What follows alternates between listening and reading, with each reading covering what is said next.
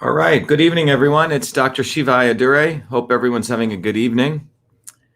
We just had a big meeting with our Truth Freedom Health Warrior group we do every Thursday evenings and went very well. We're focusing on really galvanizing people across the country now to start taking action in educating people on what's really going on with the electronic voting machines and really helping teaching people that the concept of one person, one vote is in question right now as long as we have these electronic voting machines. But today we're going to focus on biology, and we're going to focus on educating people from a systems approach to look beyond the antibodies. I've given a couple of talks about this over the last week or so, but I think it's time that we really deepen our learning and educate a lot of you. So we'll wait until people join. It is 10:17 p.m. It is a weeknight. So howdy from Texas. Great day, bro and warriors. Excellent. Good to have you. Let's see who we got here. That's Lance Trewick. Great day, bro and warriors. Hello, Shiva. Great to have you. Arizona here. What else do we got here?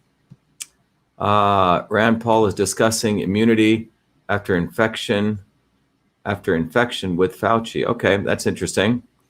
Atlanta, Australia, London. Great to have you. Hi from Massachusetts, Ann Sousa. Good to have you, Ann. Minnesota, Daniel Wilson. Hello from New Jersey. Wonderful.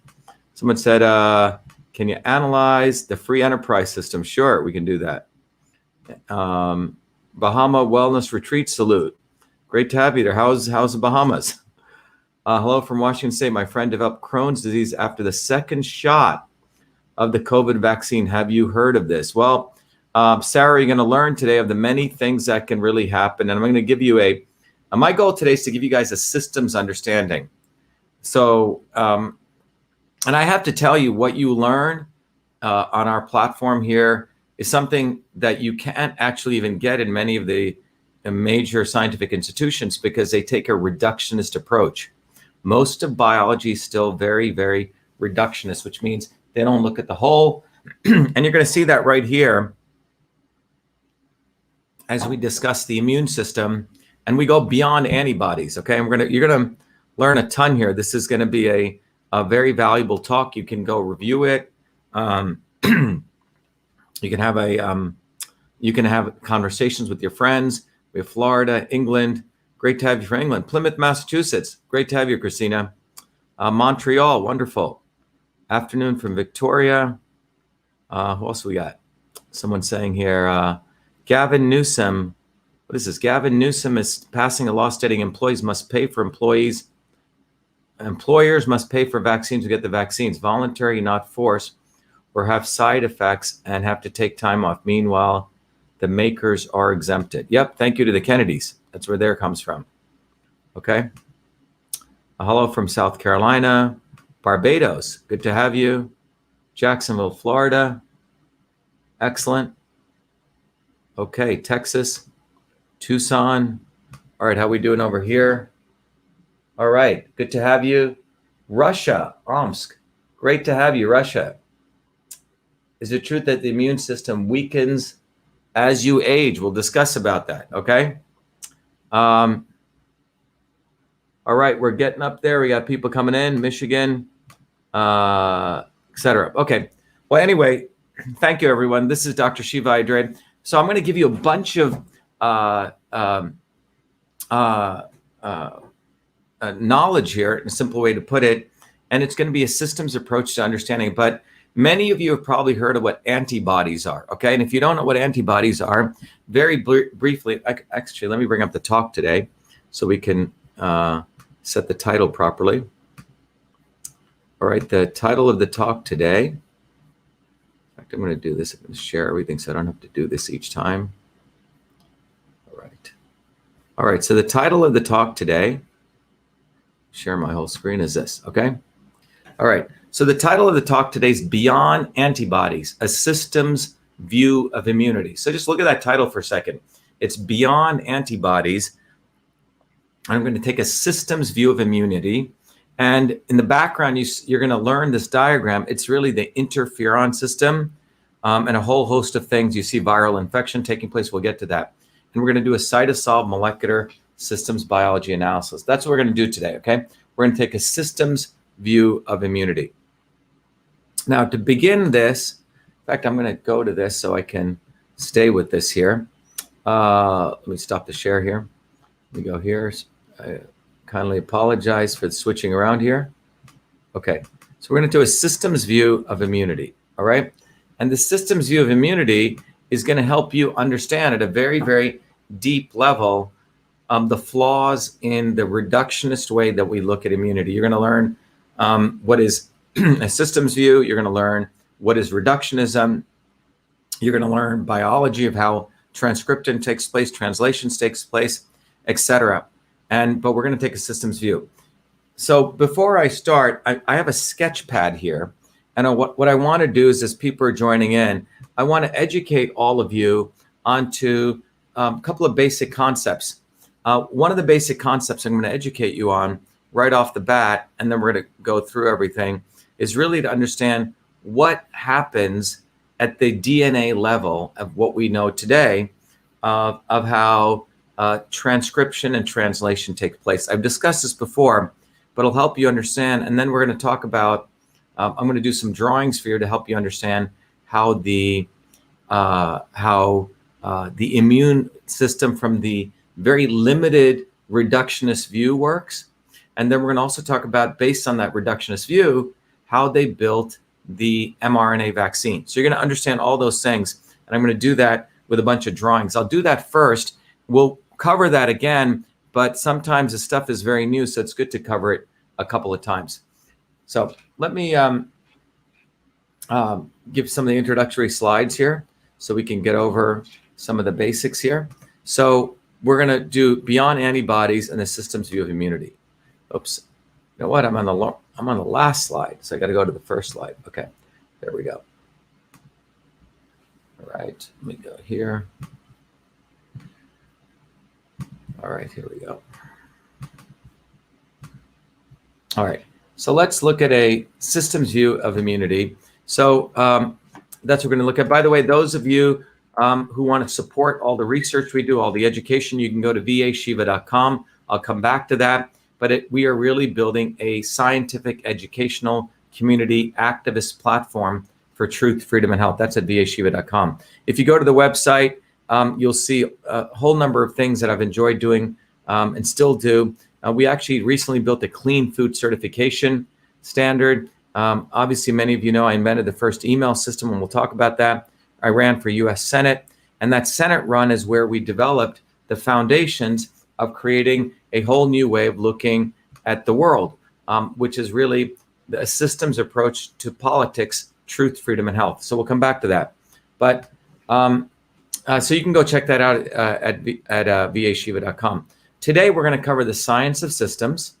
We're going to cover what are antibodies, what is the immune response to an infection. You're going to understand what is systems biology. You're going to understand how do vaccines work.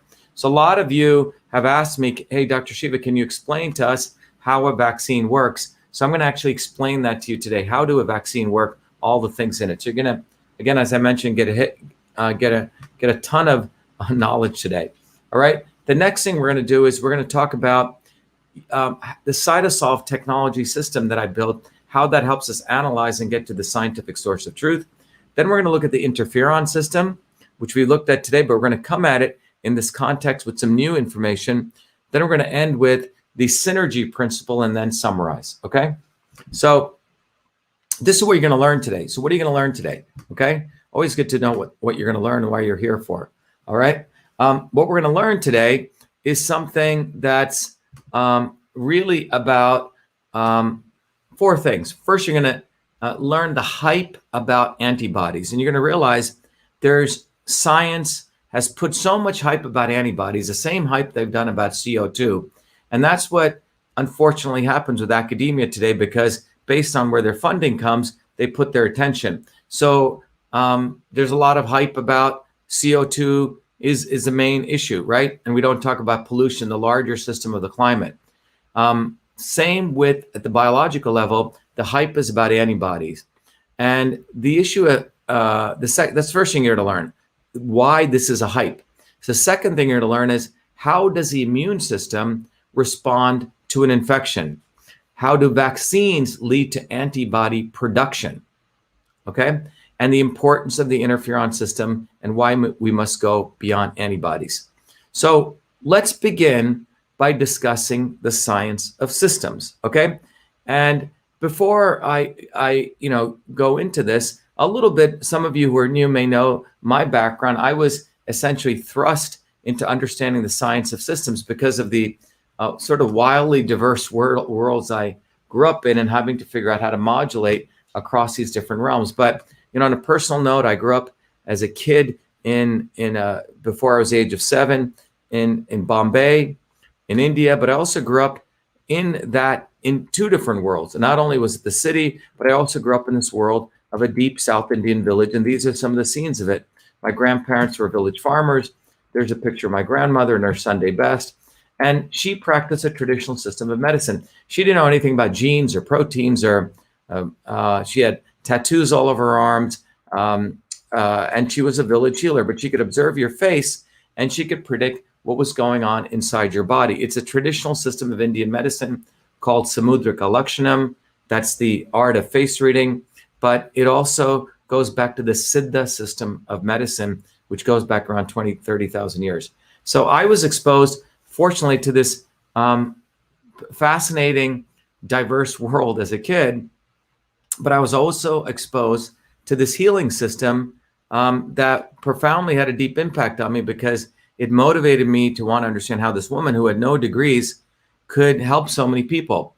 So my grandmother, on weekends, she would observe people's face. She could figure out what their system was undergoing. And then she would figure out particular formulations, particular massage, particular combinations of foods for them, right?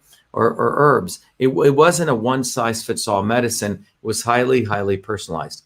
So that environment compelled me to really want to learn medicine. When my parents came to the United States here when I was 7 years old, I worked very hard. By the time I was 14 years old, I started doing medical research at what is now known as Rutgers Medical School, full-time research fellow, and I was looking at babies' sleep patterns, really understanding the system of sleep relative to babies, published papers on this. And then I also, while I was working in that medical school, Rutgers Medical School, doing medical research, was also asked to convert the old-fashioned inter-office mail system. Some of you may know this, the inbox, the outbox, the folders, the memo, the blind carbon copy, into its electronic form.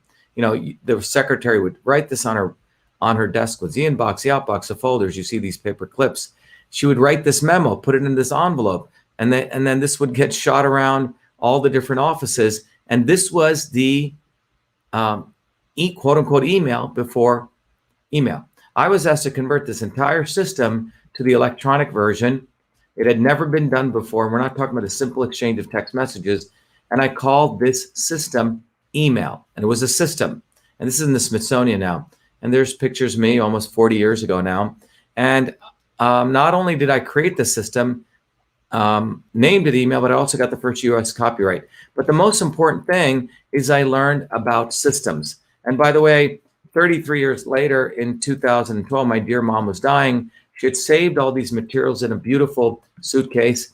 And then finally, the story came out that it wasn't a military who invented email. It was a 14-year-old boy in Newark, New Jersey. But that entire system of innovation was made possible by this other system of innovation, freedom, and infrastructure, meaning I was given tremendous freedom. I was very responsible also. I was given infrastructure. And then I was also given, in that environment, the opportunity to innovate. And that took me over to MIT in 1981. And I was deeply interested in medicine. And unfortunately, what I found out was that Western medicine looked at the body as a bunch of parts. So if you went to a doctor, he didn't look at your whole body. He looked at your body in a dissected way. So if you had a headache, you may get sent to a neurologist. You may get sent to an endocrinologist. You may get sent to a psychiatrist. The general practitioner wasn't taught a science of looking at the body as a system. All right, very important. But Western medicine was extremely good at, if you, God forbid, something happened to you, in some terrible accident, was good at putting you back together. So I went in and out of MIT, always wanting to do medicine, very, very disappointed that there was not a systems approach. I did, back and forth 3 degrees in engineering, master's, electrical engineering, mechanical engineering design. And in 2003, something profound happened. I came back to MIT, and I'll talk about that, because a new field opened up called systems biology. And the reason that field came was because the Human Genome Project research in 2003 had just ended. And what we found was that we don't have the same number of genes as a worm. We have, we thought when the Human Genome Project started that a worm we knew has about 20,000 genes. And the supposition was we must have more genes because we're more complicated. Well, what ends up happening is by 2003, it turns out we have the same number of genes. So this completely revolutionized biology, because up until then, the entire focus of biology was called the central dogma theory. If you have, yes, someone made this very good comment. Yes, it's the Dravidians have a very extensive experience of practicing medicine healing, goes back over 10,000 years. Jesus Christ studied healing and medicine while he visited there. Yep, it's a whole history we can study, but thank you for sharing that. But anyway, in 2003, medicine realized that they had made a big flaw. And that flaw was just because you have this gene doesn't mean you're going to get this disease. Because if we have the same number of genes as a worm, shouldn't we be a worm? No. And the reason is because genes are not who we are. Genes create proteins. Proteins create molecular functions. And that's who defines what we are. So in 2003, I came back to MIT to do my PhD in a field called systems biology. And I want you to look at this. This is the way the biologist looks at the world. Genes and mRNA and proteins and metabolites and metabolic pathways and functional modules and large-scale organization. So, whoops, I didn't share that with you. And that's, you can see that diagram. That's the way that, we were taught biological engineering bottoms up. So as a part of that, let me just take a quick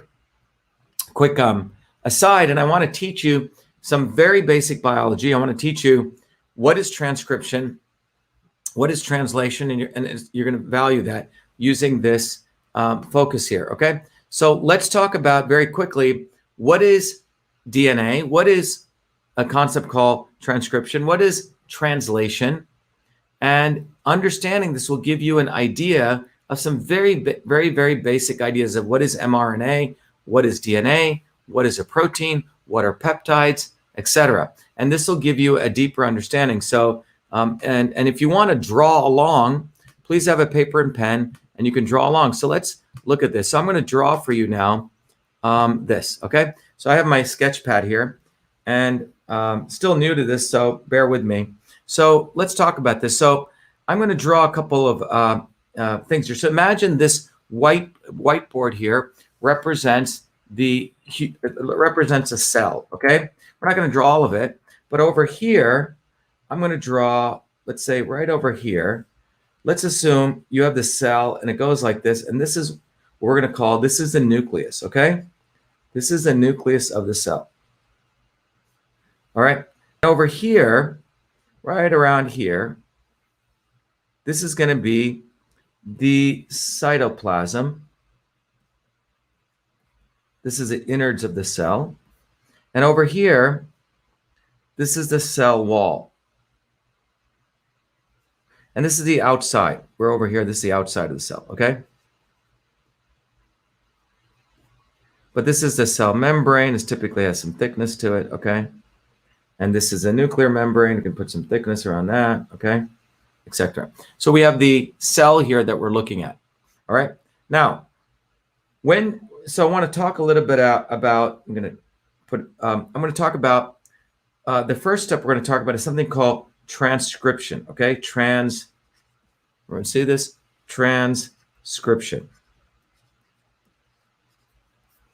What is transcription? Okay. Transcription is, so in the nucleus, you have your chromosomes and you have something called DNA. You may have seen, it looks like this, right? And DNA is a helix, and it's got all these base sequences.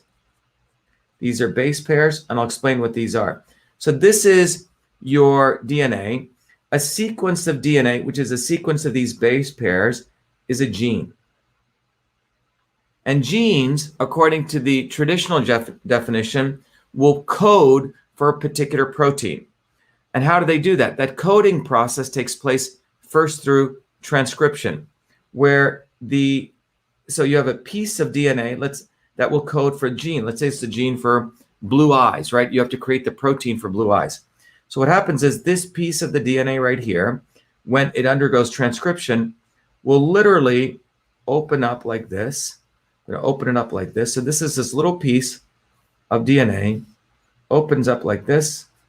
So right here, it opens up here.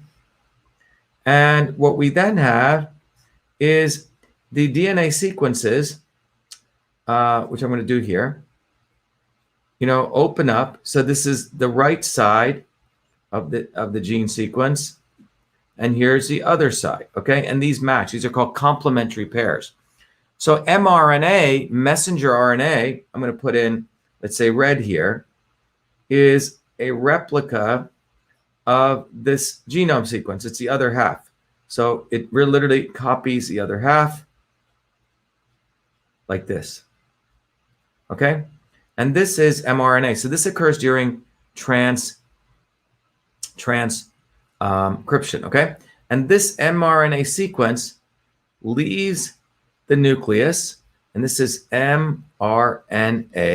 So now you have this piece of mRNA, which has been translated. And what does that mRNA have? This mRNA, to be clear, carries the sequence of DNA, because you have the other half. And once you have one half, you can replicate the other half. That's how it works, okay? So, the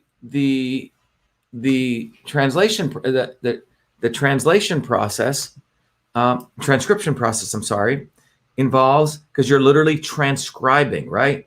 Like if I were to read something out, so you're transcribing, so it's literally transcribing the genome sequence. And now you get a piece of the DNA of the RNA over here. Let's put it over here, which is left out of the cell, right? So it's now out in the cytoplasm. So this is that mRNA. And what this mRNA now does, it needs to go replicate, it needs to go produce a protein. So what it does, it goes find something called a ribosome, okay? So the ribosome, put it over here, is sitting over here, minding its own business, you may say. And so let's put the ribosome here. And it's got some stuff here. And this mRNA comes to it. It comes right here. And the mRNA sequence literally feeds into it like a ticker tape, okay? And as it's feeding into it, it's got the sequence of genomes that are being read by the ribosome. So this is what's known as a ribosome. And again, that's in the cytoplasm. It's your cellular image. It's quite amazing. And as it reads the sequence, it starts putting together what are known as polypeptides, okay? And these polypeptides start coming out, and these are essentially creating the protein sequence dictated by that DNA. So this is what we call the protein sequence, okay? This is the protein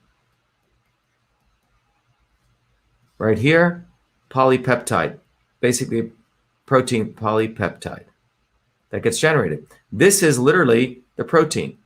And this protein may be something that defines eye color, right? This could be the protein for the color of your eyes. This process right here that we're looking at right here is called translation. Okay, so there you go. So you've just learned some very basic biology. And this protein, by the way, can leave the cell. Use green, sorry about that. You can do this. This protein can leave the cell, and it can go interact with other things. the protein potentially can be a regulatory thing, and it may go turn off other things, right? So it's very complicated. But let's say this is the protein for eye color, okay? So what have you seen here, or what you see here, is that you've just learned some very basic biology of the DNA, which during transcription opens up, okay?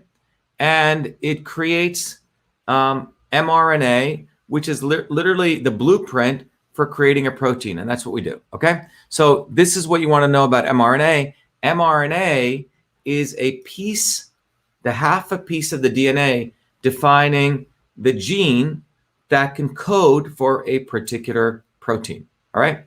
Now, I'll come back to how mRNA works, but I wanted to give you this background, all right? Because with this background, you now are armed very soon to understand how mRNA works and how the messenger RNA vaccine that was created actually works. Let me just save this for memorialization. This is gene transcription.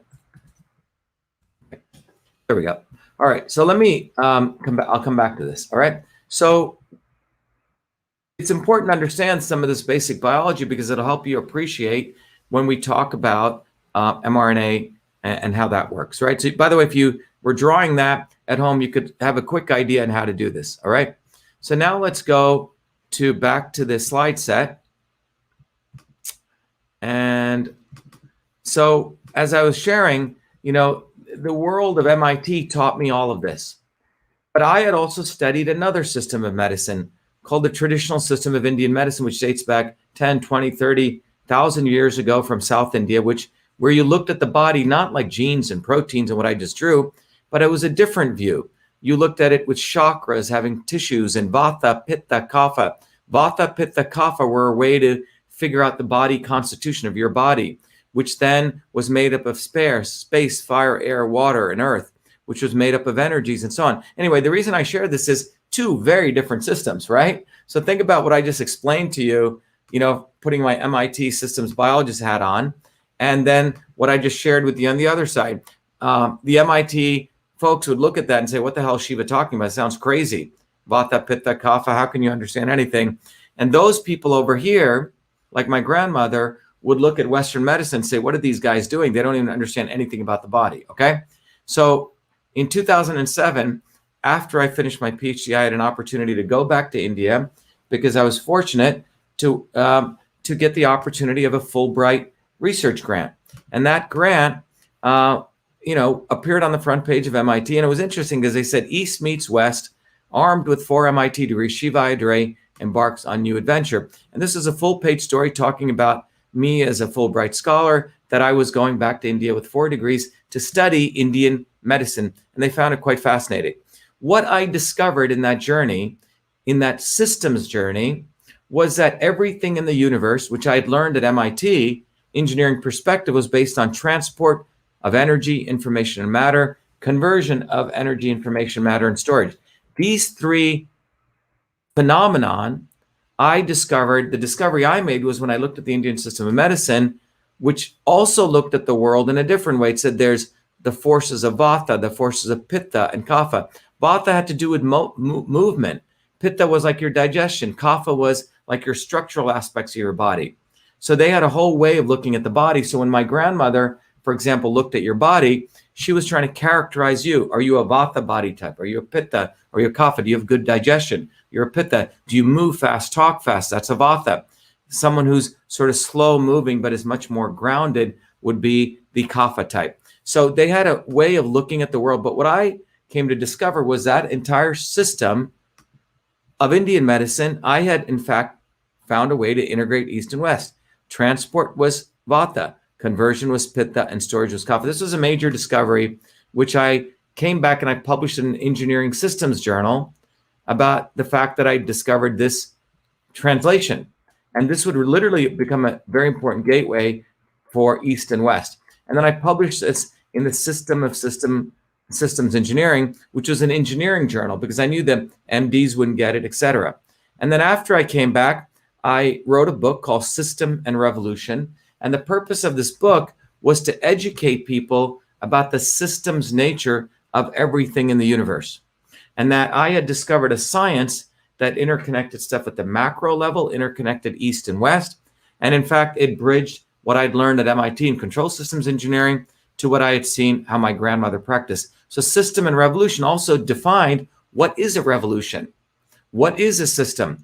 And I wrote it in such a way that I wanted to take that 40, 50 years of MIT or my pre-MIT training and distill it in a way that every one of you, and the book's up there in the back, you can see it's called System and Revolution, that all of you could understand in a very fundamental way what is a system and what is revolution.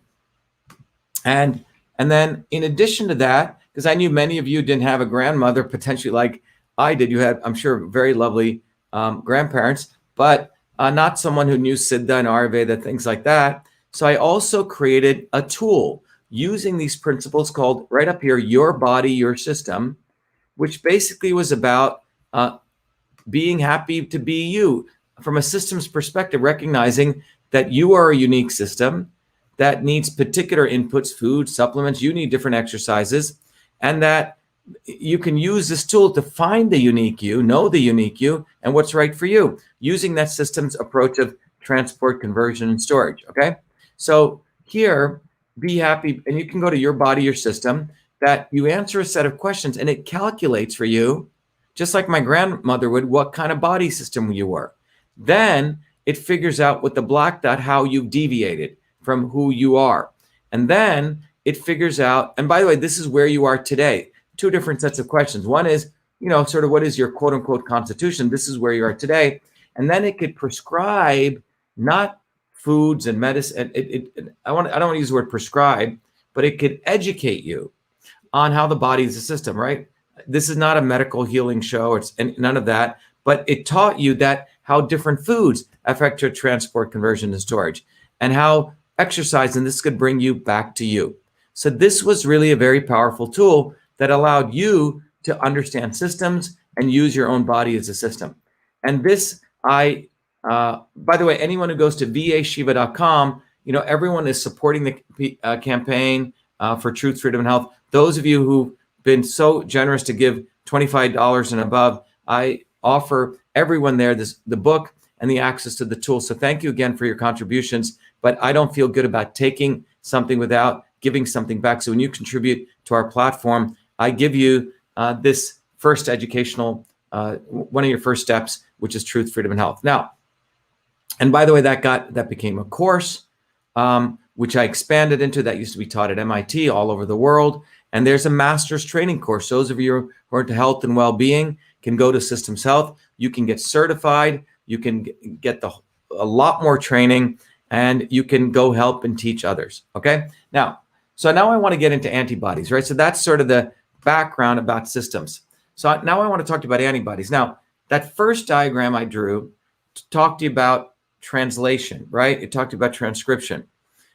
Now, in the entire medical world right now, everything is about antibodies, antibodies, antibodies, antibodies. It's like no one knows about anything else the body has. It's only about antibodies. So think about that. We got 6 trillion cells. We got 60 trillion bacteria in our body. We have, 380 trillion viruses. We have so much complexity. Yet everything about the immune system is you got to get that vaccine to get that antibody, or you need antibodies. You need antibodies. Okay. So I want all of us to recognize, yes, antibodies are part of the immune system, but there is way too much conflation given to antibodies, way too much attention, okay? And the antibodies are like the diva of the immune system, right? They want attention. And for whatever political reason, we'll get back into it, the antibodies are the only thing that most people know about. Okay, I got to get that vaccine because I need to get that antibodies. Everyone follow what I'm saying? All right. So, and that entire, thank you. Kim says you were good on, quite frankly, you're welcome. The entire system of antibodies is what everyone focuses on. All right. So as I go into that, before I go into that, let me give you another chalk talk here. So we've talked about how transcription and translation work. I want to talk to you about the the foundations of the immune system, or the simplified way of the immune system that is used to basically tell everyone vaccines and antibodies are where all the focus should be. Okay. And again, I hope a lot of the MDs are listening, a lot of the virologists are listening, because they're actually going to probably learn something here, because we're going to take a systems approach. And many of you can actually go train your MD friends when you see this. Okay. So we've talked about this. Okay. We have a very nice diagram here talking about all of this.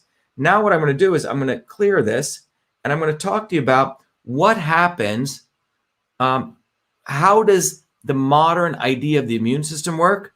And what does the mRNA vaccine do to emulate that? All right. So again, let's do the same thing as I just did.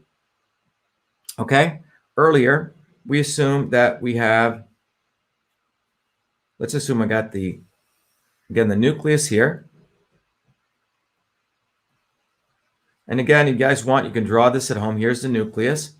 And over here, we're going to do over here, I'm going to have the outside of the cell. We're going to put it like right around here. So here's the outside. Here's the cytoplasm. I want to get rid of this. Yeah, I don't need this. Okay. Here's the cytoplasm, which is the inside of the cell. And here's also this, let's say, the cell wall over here. And here's the outside of the cell. Okay. Now, what we want to consider is what happens according to the, so by the way, what I'm going to share with you, oops, I'm not putting that here. What I'm going to share with you right here, I got to go over to this thing here. Boom, boom. Let's see, right there. Okay. So I'm going to share with you right here what happens when a virus comes into you. And this is a small aspect of the understanding that typically the virologists and the people like Fauci have. This is not the whole view of the immune system. So you're getting a little aspect of the immune system, but this is what the establishment scientists use to justify the focus just on antibodies. Okay, so let's walk through that. So what happens here? So in this model here of the immune system, by the way, it's their model. Okay, you have a virus over here. Okay, so I'm going to put the virus up here, and I'm going to put all these little spike proteins on it. The virus has got these spikes on it, as you can see here, and that's the surface protein. And inside of it, it also has its own little RNA. Okay, it doesn't have DNA. I'm sorry, I want to undo this. I can leave it. Okay, let me say exit window, layout. Okay, so I want to get rid of this. So yeah, so let's keep that here. And here we have,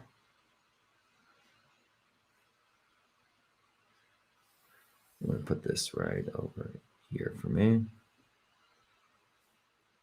Okay, so I'm going to close this out. All right, so here inside the virus is carrying its own RNA. Okay, that's represented by the blue. So what goes on here is that the virus, first of all, wants to invade your cell.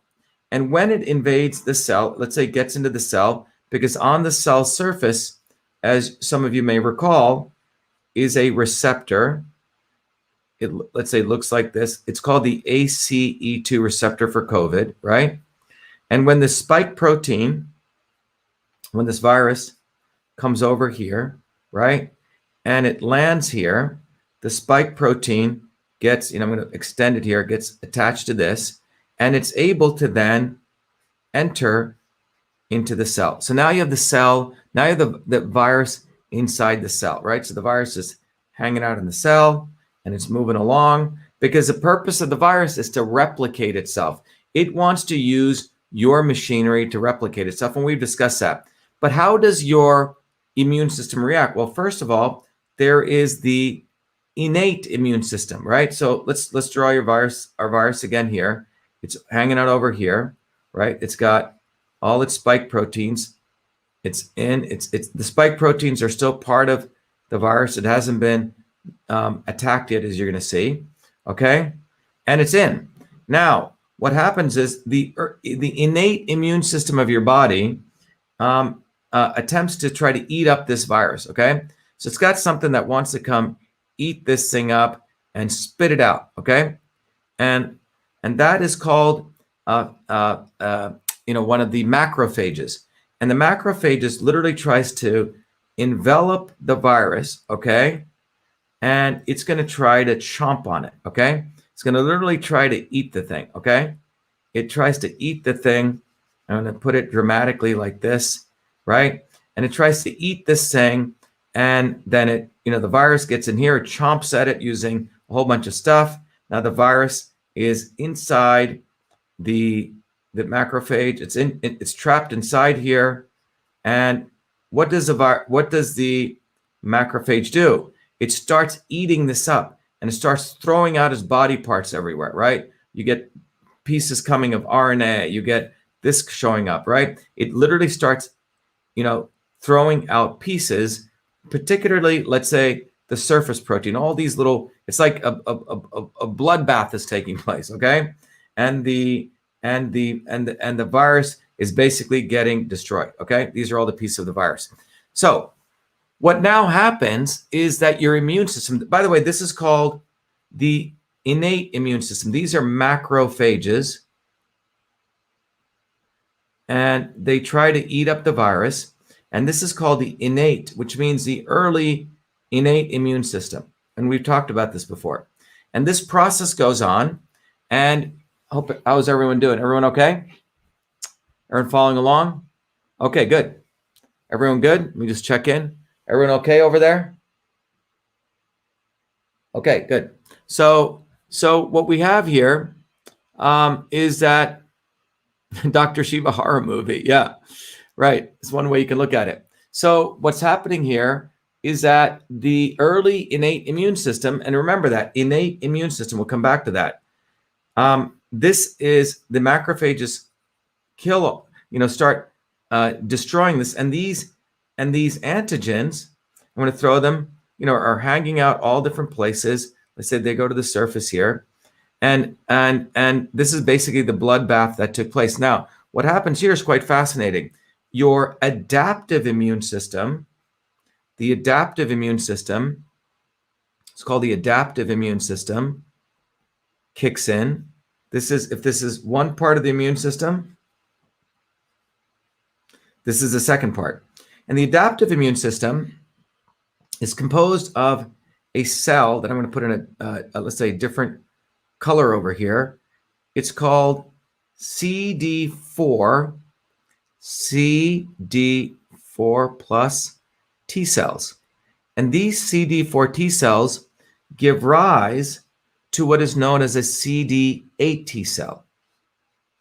Okay, doing a little bit of a different color, all right? And the CD8 T cell,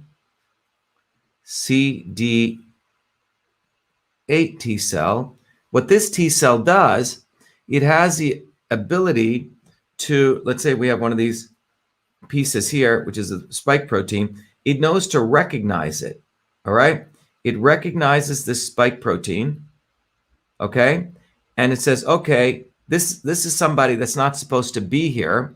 And what it does is it goes and starts destroying the infected cell, okay? Because it knows this cell's been infected, get all these proteins everywhere, and it basically kills the infected cell, kills cell. It's called a cytotoxic, which means cell, toxic means T cell. It kills the cell. But the CD4 T cell also does something else interesting. It also generates what's called some of you may know of this, a B cell, okay? A B cell. And the B cell does something fascinating. The B cell actually starts based on recognizing that particular protein, right? Again, the B cell recognizes this thing, and it starts generating, in response to this, a bunch of things called antibodies. I'm going to put them, they look like this, right? These are the antibodies, okay? This is what we mean by antibodies. Antibodies.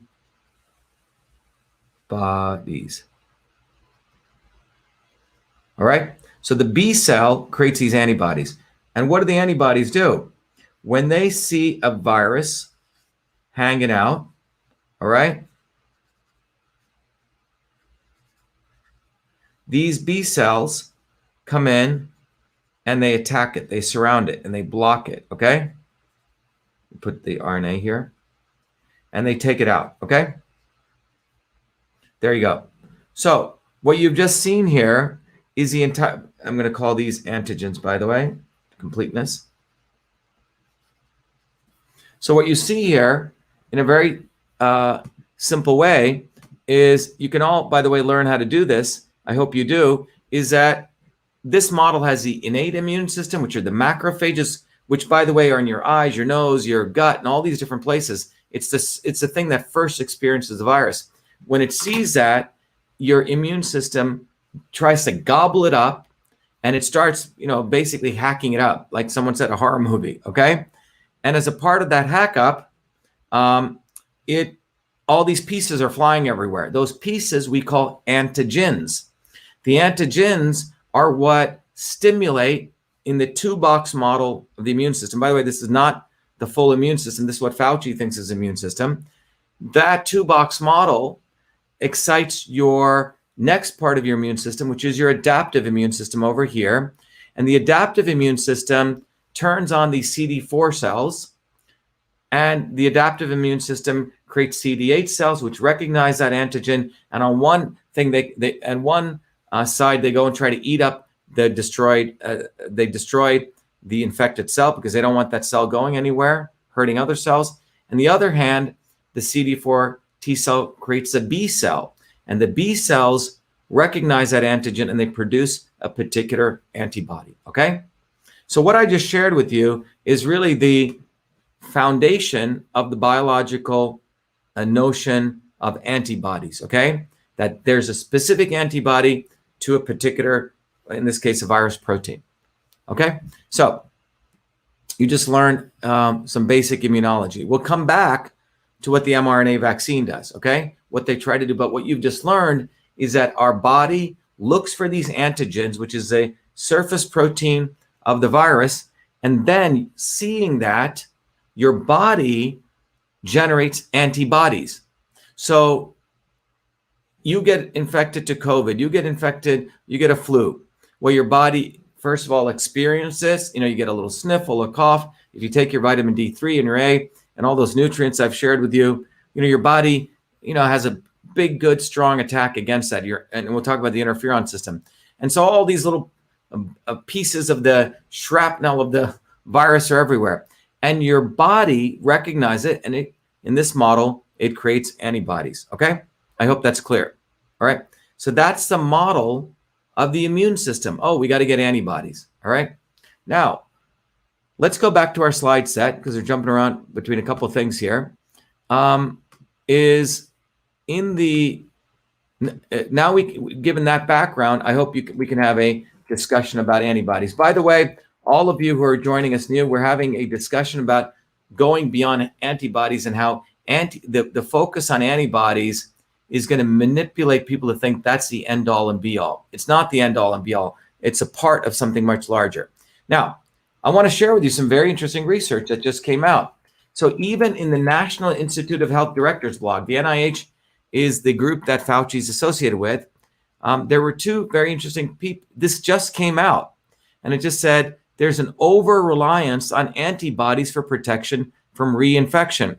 The first paper, which was the NIH Director's blog right here, it said the current science on COVID-19 antibodies, it's right out of the NIH. The amount of antibodies starts declining after 20 days. Antibodies are found in patients only up to 8 months. Antibodies found, in patients only up to 8 months after initial infection, right? And virus neutralizing activity of antibodies only 53% at 8 months post-infection. And then the other paper talked about that we can be too specific, right? That antibodies protect against reinfection from new variants. It's a very, very important point. So what are we saying here, okay? That the 2 points that are being made here, we need to understand very, very carefully, is this, that number one, right, that we're hyping up antibodies. Antibodies aren't everything, and the research is saying that right after if I sneeze on you and you get infected, within 20 days, the antibodies start declining.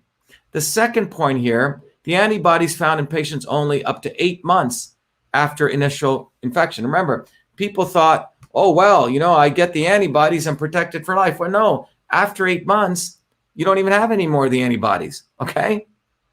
Very important. After 8 months, that's not a long time.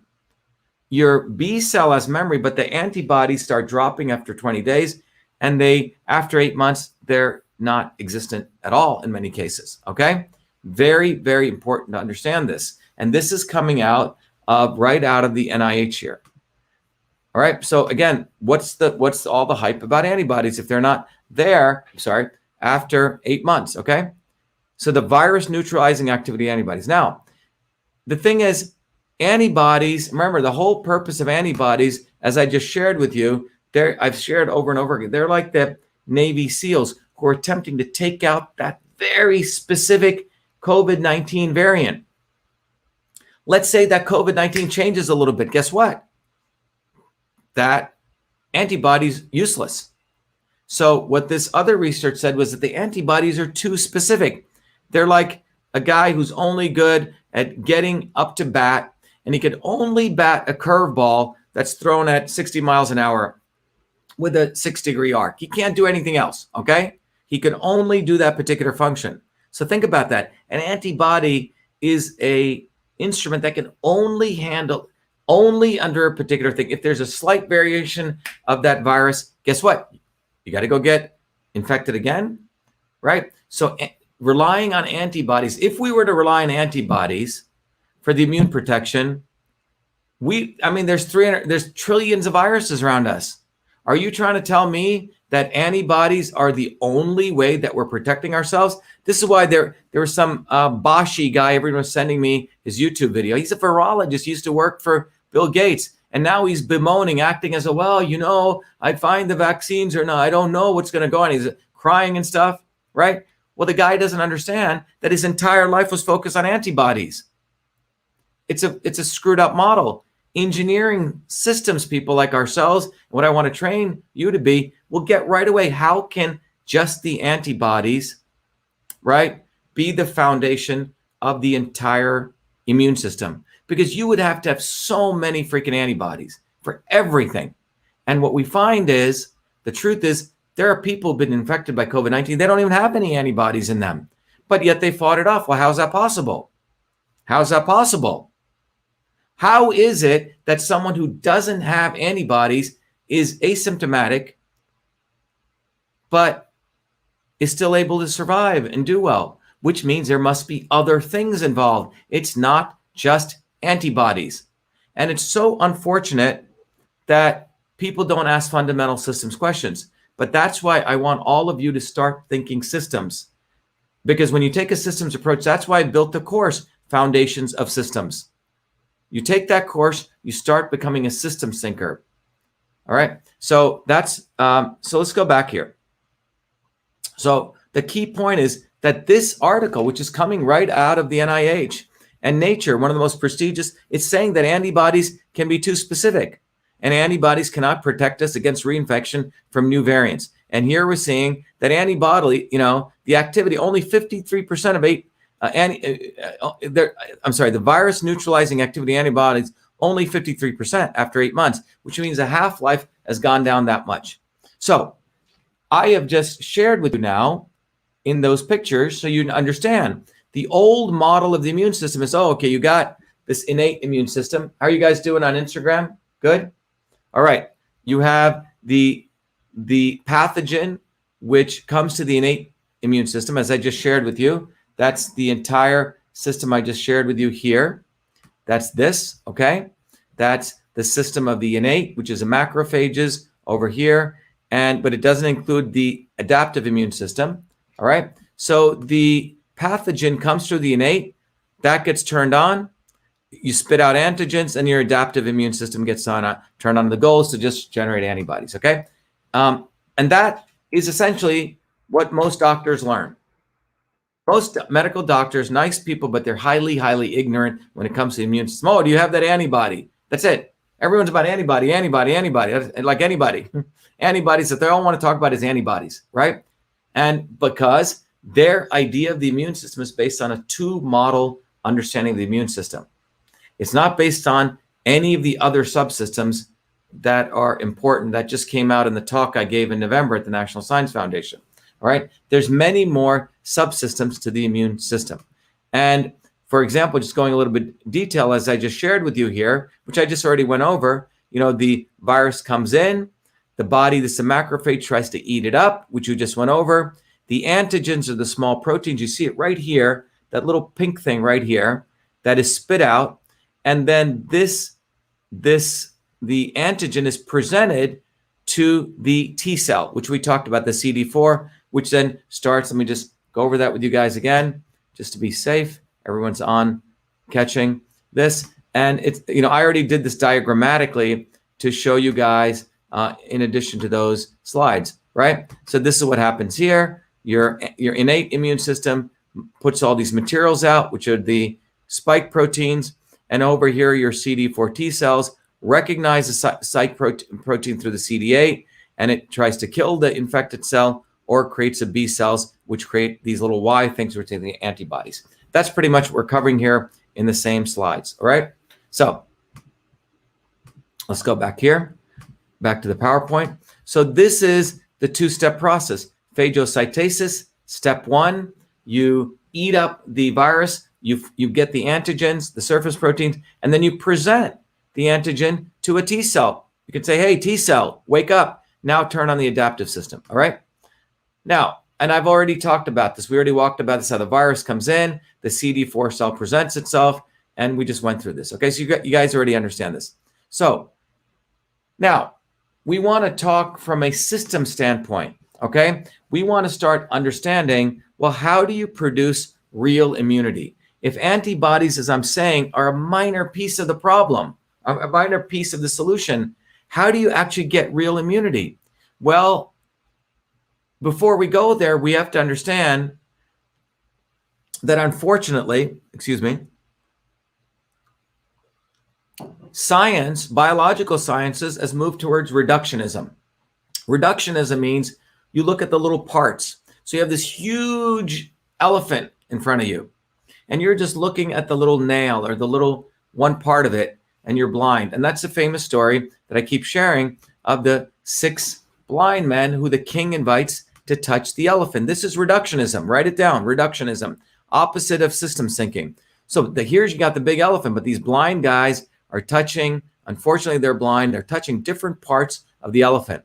Well, they don't see the whole. They just see parts of it, right? And because they're blind and they only see parts of it, one guy thinks he must be touching the snake, the tusk. The trunk. The other guy's touching the tusk, thinks, wow, this must be a spear. And the guy's touching the side, thinks it's a wall right here. The guy's touching the tail, and so on. So they have a blinded view of reality, a reductionist model. And what I want to put forward is just focusing on the antibodies and forgetting the entire immune system, the many ways that you could build immunity, and just focusing on the antibodies is like these blind guys, okay, who are touching the elephant and not seeing the whole. And therefore, because they don't see the whole, they don't take a systems approach. And this has been the basis of the development. In my view, it's a reductionist approach of the mRNA vaccine. It's not about pro-vax or anti-vax, because that's just getting into the stupid hype, okay? We want to train ourselves to be system scientists. So now I'm going to show you, based on what you've learned from transcription and translation, now you understand how the immune system works, at least their version of the immune system, which is just the adaptive and the innate. Now I'm going to teach you the rationale behind their idea to build the mRNA vaccine. Okay, so listen very carefully. They're taking a reductionist approach. That reductionist approach is we're only going to generate that antibody. And they're not thinking, a lot of smart people, I know these guys, right? But they're book smart, reductionist smart, not system smart. And what they've done is they've said, okay, our job right now is to just generate that antibody. And they said, we used to use deadened viruses and vaccines. They're sort of, it takes a long time to make them, 6, 12 years. So what we're going to do is we're going to create an mRNA vaccine that's going to be faster than putting the shot of the deadened virus. So what is the mRNA vaccine? Everyone ready for this? Everyone ready for this?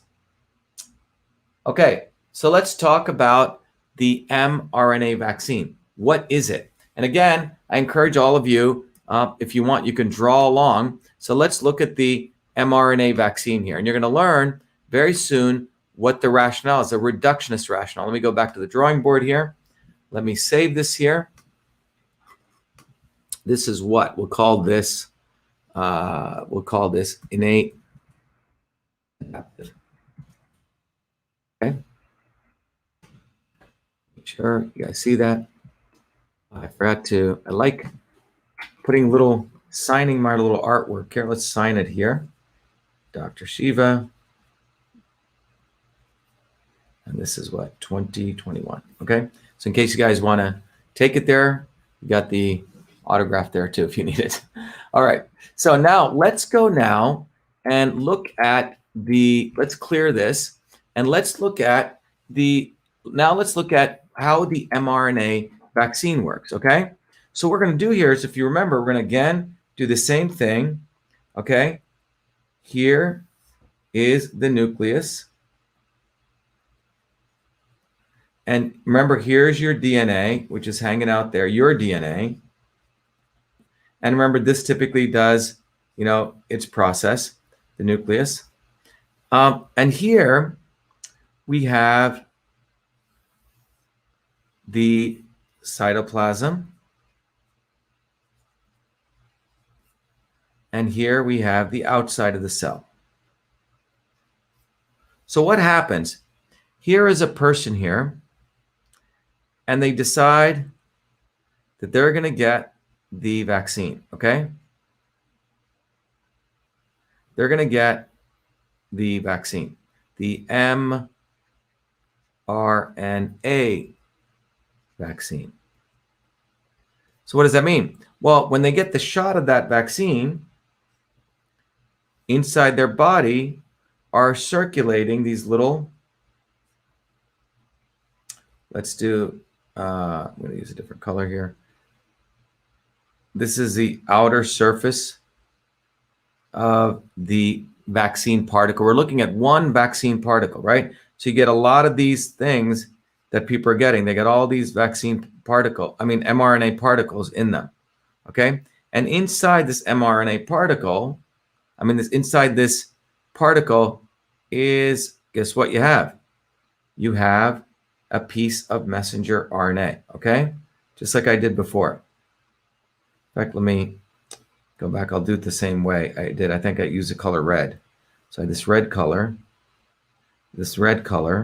red color. So you have all these little particles that have been put into you. This is the mRNA inside them, okay? So just to be clear, this is the mRNA.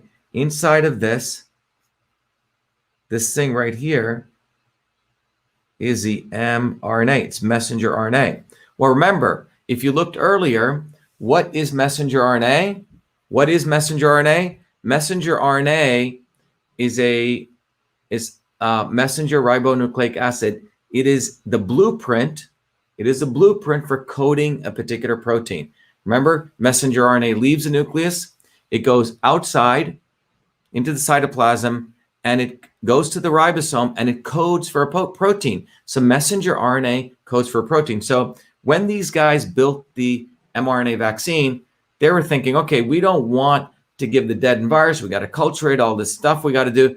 We're going to inject the person with a messenger RNA, okay, that the body has never seen before. Okay, these are some of the issues that we should talk about from a safety perspective. Okay, and this substance is going to enter the cell, right? It goes into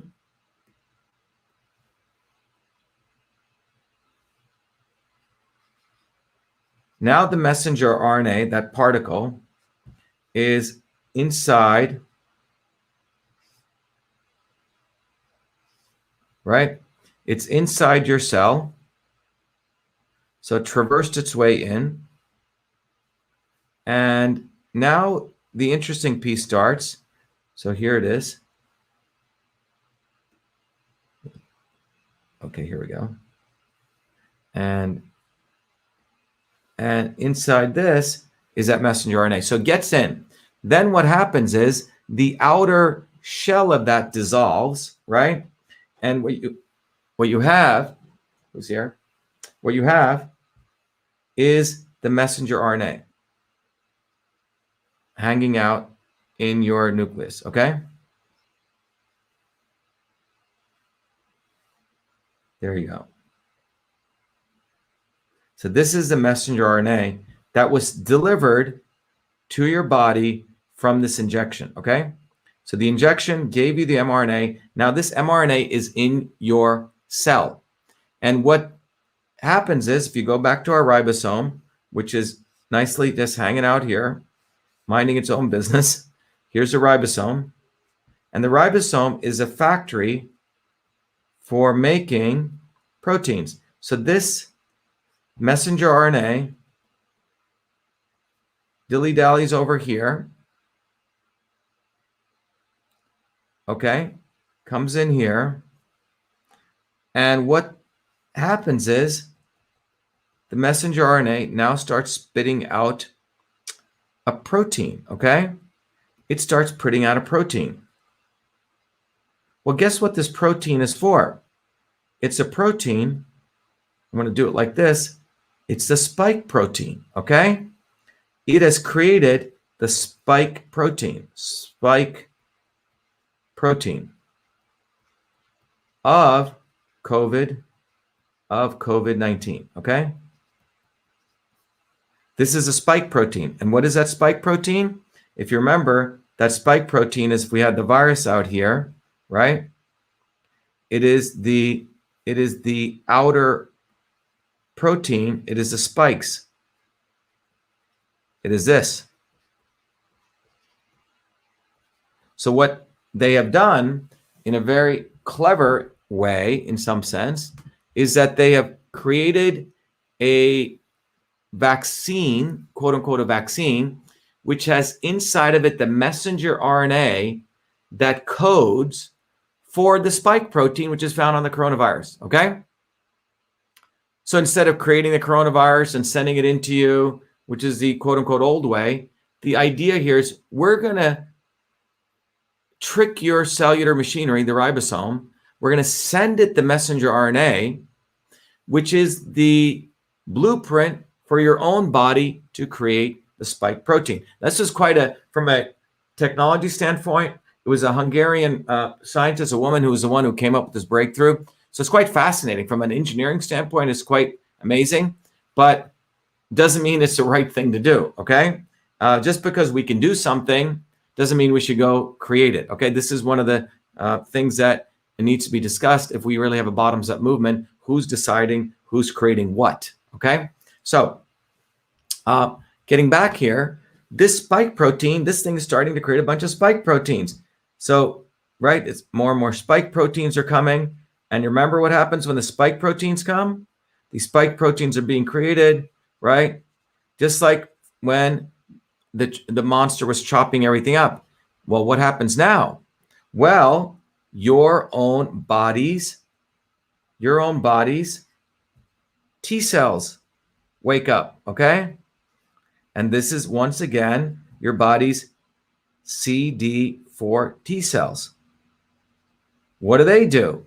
Well, they wake up, they see this, and they wake up the B cell.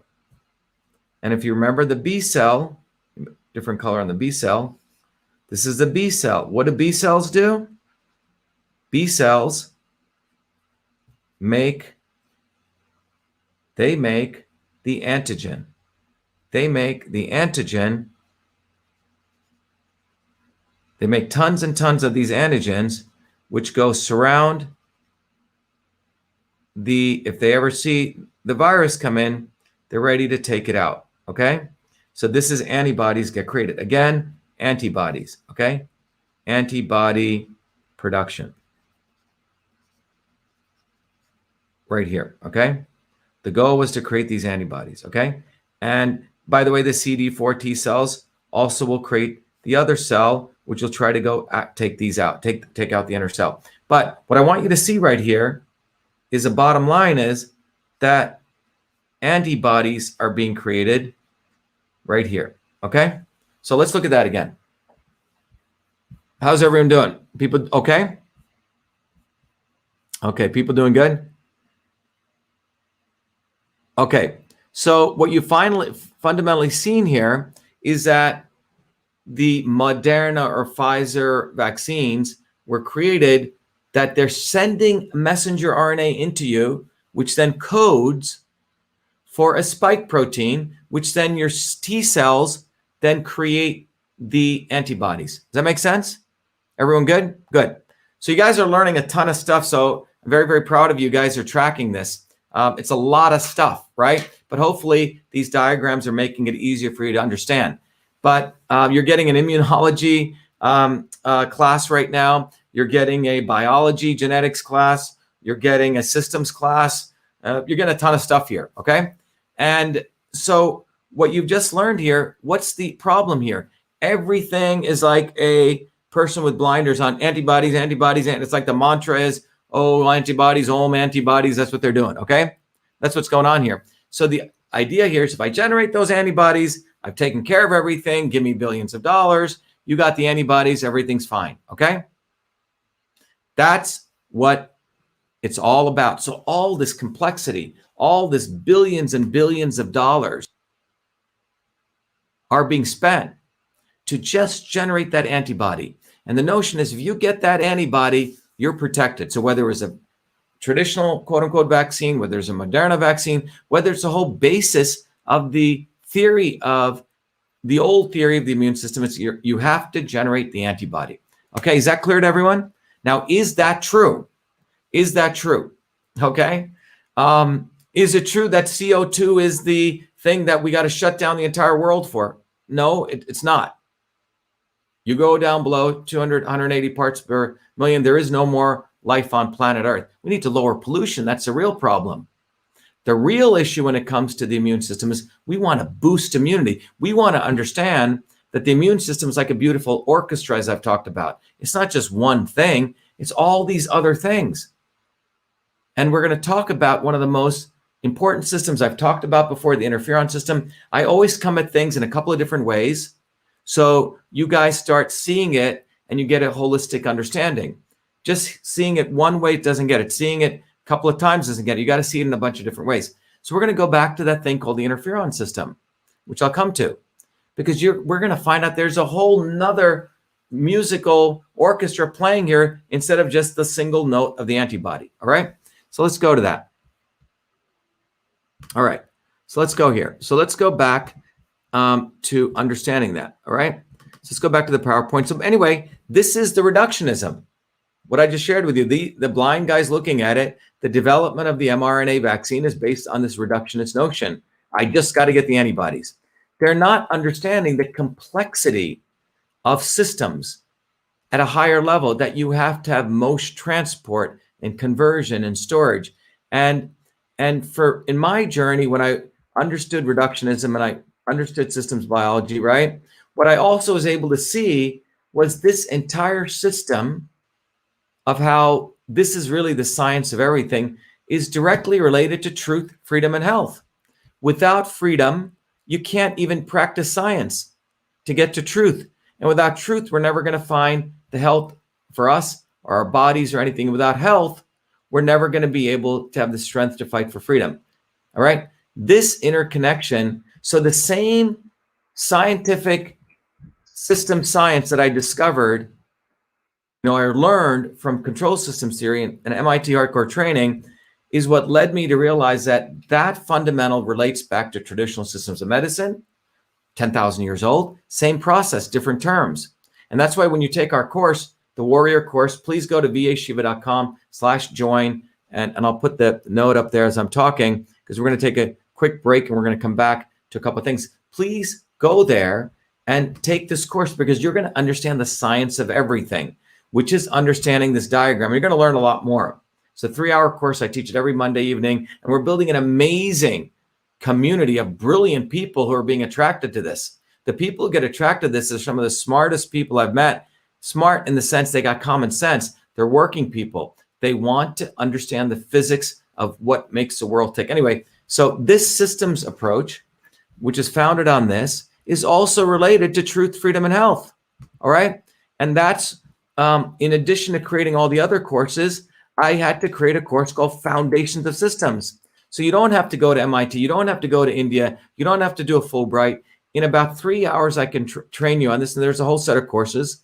You're going to understand the science of everything. You're going to understand this what is this? What is this? And you're going to understand this diagram is the science of everything.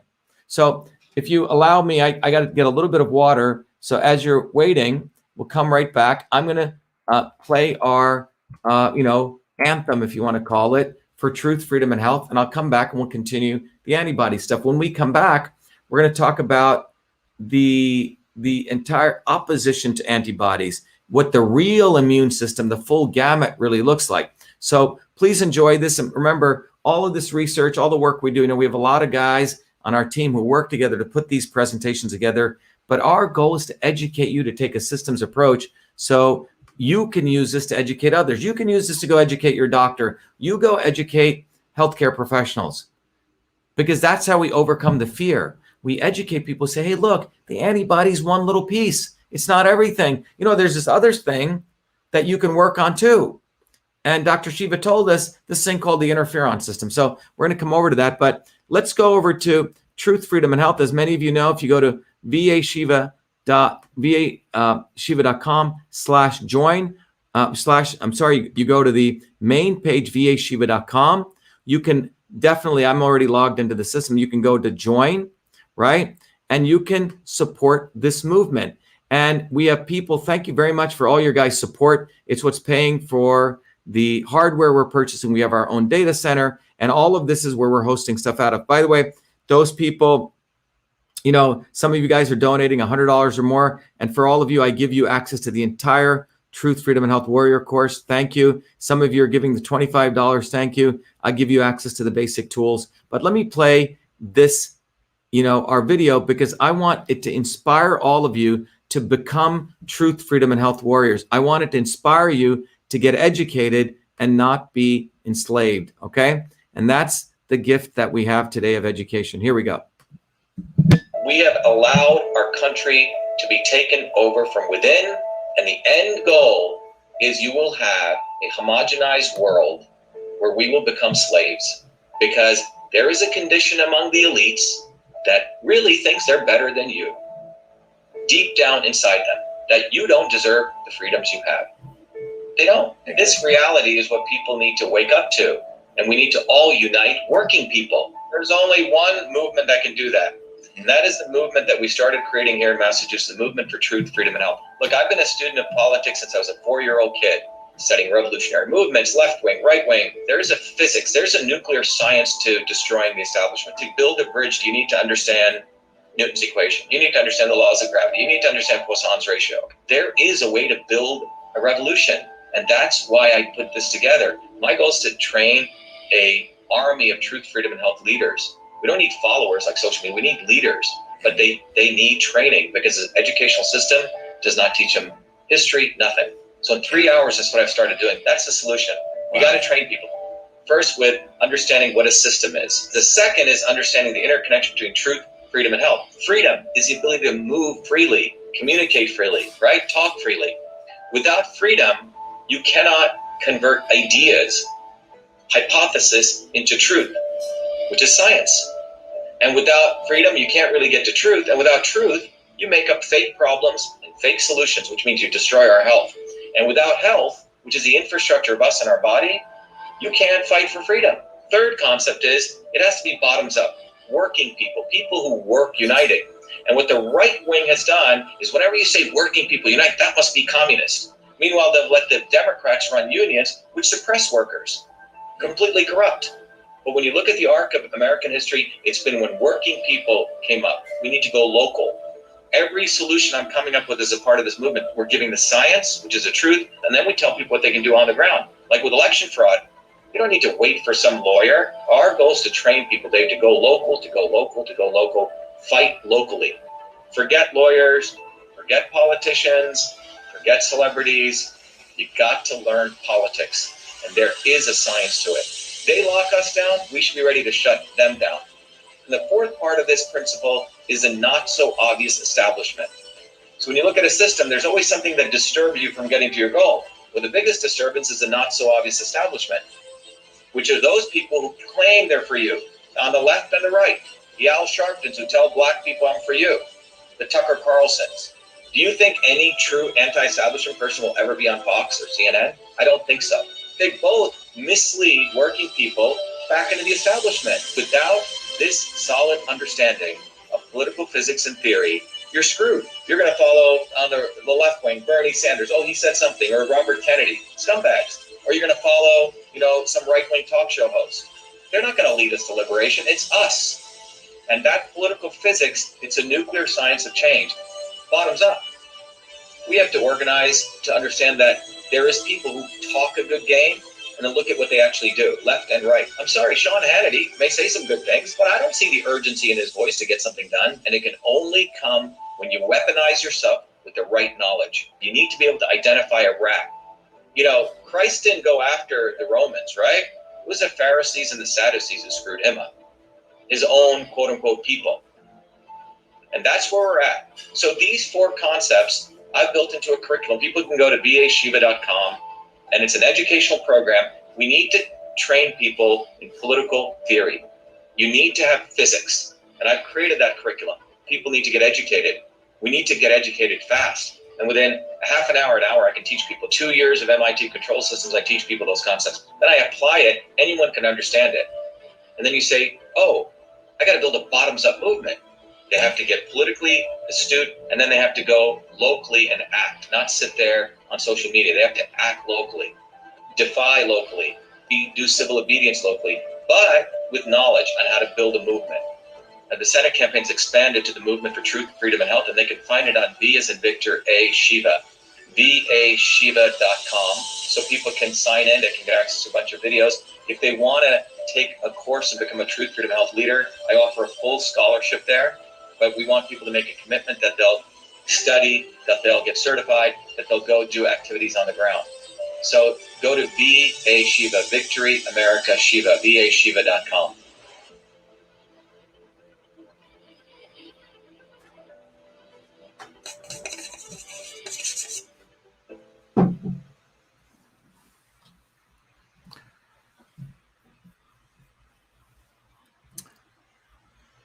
All right, everyone. I hope that was valuable. Again, it's always to get us back on track on the bigger mission here. So today we're studying antibodies, and to really educate everyone that antibodies are a little bit hyped up. Okay, it's not the essence of what we should be focused on. If anything, what we should be focused on is to understand the full nature of the immune system, right? And that's what we're studying here today. So I hope everyone's enjoying this. So let's go back to what we want to talk about here in the context from a systems approach. So let me go right back to our slide set. So we've talked about the Truth, Freedom, and Health movement. And by the way, please recognize that it's not about just, education, or it's not just about community, it's about activating you. When you go into the dashboard, you'll see there's a whole bunch of tools here. You can get educated. There's the book, and then there's the Your Body, Your System software. There's a portal where you can educate others. There's so much stuff in here that people don't even know what to do fully with it. So we have them start with the course. I handhold them for 3 hours on Monday evenings. So then you get to really appreciate all of this stuff. You get access to scientific reports. Then you also get access to 3 other ebooks on how you can apply system syncing to your body, your system, your life. And also then you get that paper that I wrote, which became the foundation of the course I used to teach at MIT. And then again, we want to thank everyone. You know, it's an enormous gift when you guys give us $100 or more. So I make all of that accessible to all of those people who made that kind of contribution. Again, I don't want to take anything for nothing. This is really, when you contribute, you get all of this. And then as a part of that, although people also get access to the community, anyone for free. If you just want to be a member of the community, gets access to the forum and some videos. And then our warriors also get access to this entire social media. I'm sorry, this is a forum that everyone can use, but our warriors also get access to the social media where they can create their pages. And we're constantly updating the UI. Tomorrow we're having a big meeting with our warriors to take another advancement of the user interface. And then you can get activated. Activated means we want you to start using all this knowledge to, for example, go educate people. You learn about masks and oral health from a systems perspective, like you're doing today. We make little cards, and on the cards is a URL where you can direct people to more research. But then on the back of it is like a Cliff Notes version. What's the science? What's the issue with oral masks and oral health? What are the public health implications? You also learn about what is a real issue so we can bring people together. It's not about vax and anti-vax. It's about boosting the immune system. It's building community. And it's about this whole, the science of putting everything on vaccines for all, one size fits all. Doesn't make any sense. But we do know is nutrition and friendships boost immunity, and also the public health implications. Okay. So you want to take advantage of this because it's not just about getting educated. You're joining a community of people. So let me now go back to a lot of you wrote in and you said, Dr. Shiva, can you explain to us how vaccines work? So we've talked about how transcription works. We've talked about how the mRNA vaccine works. We've talked about how the basic understanding of the immune system works, where unfortunately they're focused on antibodies. I also want to take a little bit of time to look at the traditional vaccine, okay? Not the mRNA vaccine. We'll summarize that, which you already know more than enough about, probably more than 99% of the planet right now you've learned. So how do vaccines work? Well, in the reductionist approach to immunity we've talked about, it's supposed to be a preventative measure, and it's supposed to train the immune system to recognize pathogenic microbes. So you're basically giving your body something and you're training it to say, if you see this again, take it out.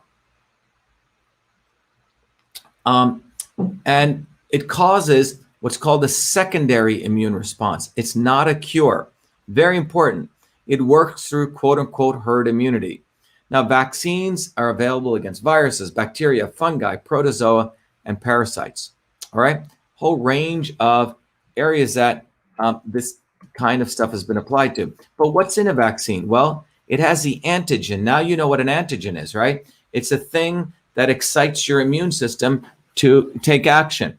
So typically, we'll discuss that the antigen is typically, we'll talk about, it's a deadened form of that vaccine. We're not talking about the mRNA.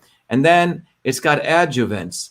It's got antimicrobials, preservatives, and stabilizers. This wasn't just working by itself, right? But so they had to add all this other stuff. So just think about it. If, God forbid, you have one person sneeze on another person, right? In the old days, when people got chickenpox, they all got together. But if one person sneezes on another person, well, the body gets activated. It produces what's called the immune response. So the goal of a vaccine is to attempt to mimic that. So instead of someone sneezing on someone, what they're saying is, I'm not going to give you all their snot and everything, but I'm going to give you a refined version of a deadened form of that virus, which is maybe the spikes. You just put it with the deadened form so the body senses those spikes as antigens, and it will turn on the immune system. But it wasn't doing that. Okay, it wasn't working. They weren't getting the response that you would do from a natural model. Okay. What ended up happening was they had to add all this other stuff. Adjuvants will keep the adjuvants going. They needed all this other stuff. So vaccine is not just the deadened virus. It's all this other stuff. So it could be a live attenuated vaccine. That's one thing. And this prevents diseases caused by viruses and bacteria. And examples are measles, mumps, rubella, MMR, right? Measles, mumps, rubella, and varicella, chickenpox vaccine. Inactivated vaccines prevent disease caused by virus and bacteria. That's a goal. Examples of polio vaccine. Toxoid vaccines are also intended to prevent diseases caused by bacteria that produce toxins. For example, DTaP, it's diphtheria and tetanus. If you get a tetanus shot, by the way, just to be clear, the tetanus shot is not just a tetanus shot, it's DTaP. It also includes the diphtheria, quote unquote, vaccine. Okay. So you have to understand that. And all of these are intended to, prevent disease caused by vaccines. They're subunit vaccines. These vaccines also are aimed to prevent disease caused by virus and bacteria, but they only include a part of the virus or bacteria subunit. So they take a little piece of it, right? So in pertussis, whooping cough, it's a component of the DTaP vaccine. Then there's conjugate vaccines. These again are intended to prevent diseases caused by bacteria with outer coating of a sugar-like substance called a polysaccharide. And these are, for example, the HIV vaccine, Haemophilus influenza type B. Then now we have what we just walked through, the DNA, RNA, and mRNA vaccines. These are also intended to do the same thing, and they deliver the mRNA, DNA vaccine in a vector such as a lipid nanoparticle, right? An example is a COVID-19 vaccine, okay? So how do these vaccines work? Well, we just showed you the mRNA vaccine work. The attenuation of the virus means reducing its viral virulence. So first of all, they give you a deadened form, and to attenuate a virus, they're grown in a foreign host, live animals, embryotic eggs, tissue culture. And the goal is the virus will mutate in the new host to natural selection process and evolve to have less virulence than the vaccinated subjects. What they're saying is they're taking the very strong virus and they're sticking it in something, hoping it mutates to get something that's less virus. A lot of work, okay? A lot of work. I'd rather just get someone sneezing on me, frankly, okay? Anyway, attenuated virus replicates fewer than 200 times in the vaccinated subject compared to the live virus. And so here's an example of this is now your normal vaccine. You take so there's the virus or bacteria. It's literally in there. It's deadened, and it's grown in all what we talked about in live embryos, embryonic eggs, and tissue culture. And then they stick it into you. And when it goes into you, your cells see this, and then they trigger the antibodies, as we talked about through the CD4, and the B cells. Okay. Now the mRNA vaccine, I just walked you through, right? You stick in the lipid coating, and it generates the antibodies to go affect this. And those of you who joined us late, I drew this out in a very, very deliberate way so everyone can follow this, and that was right here. Okay, so we just covered this, but again, for the sake of quick review, here's you get injected over here on the right here.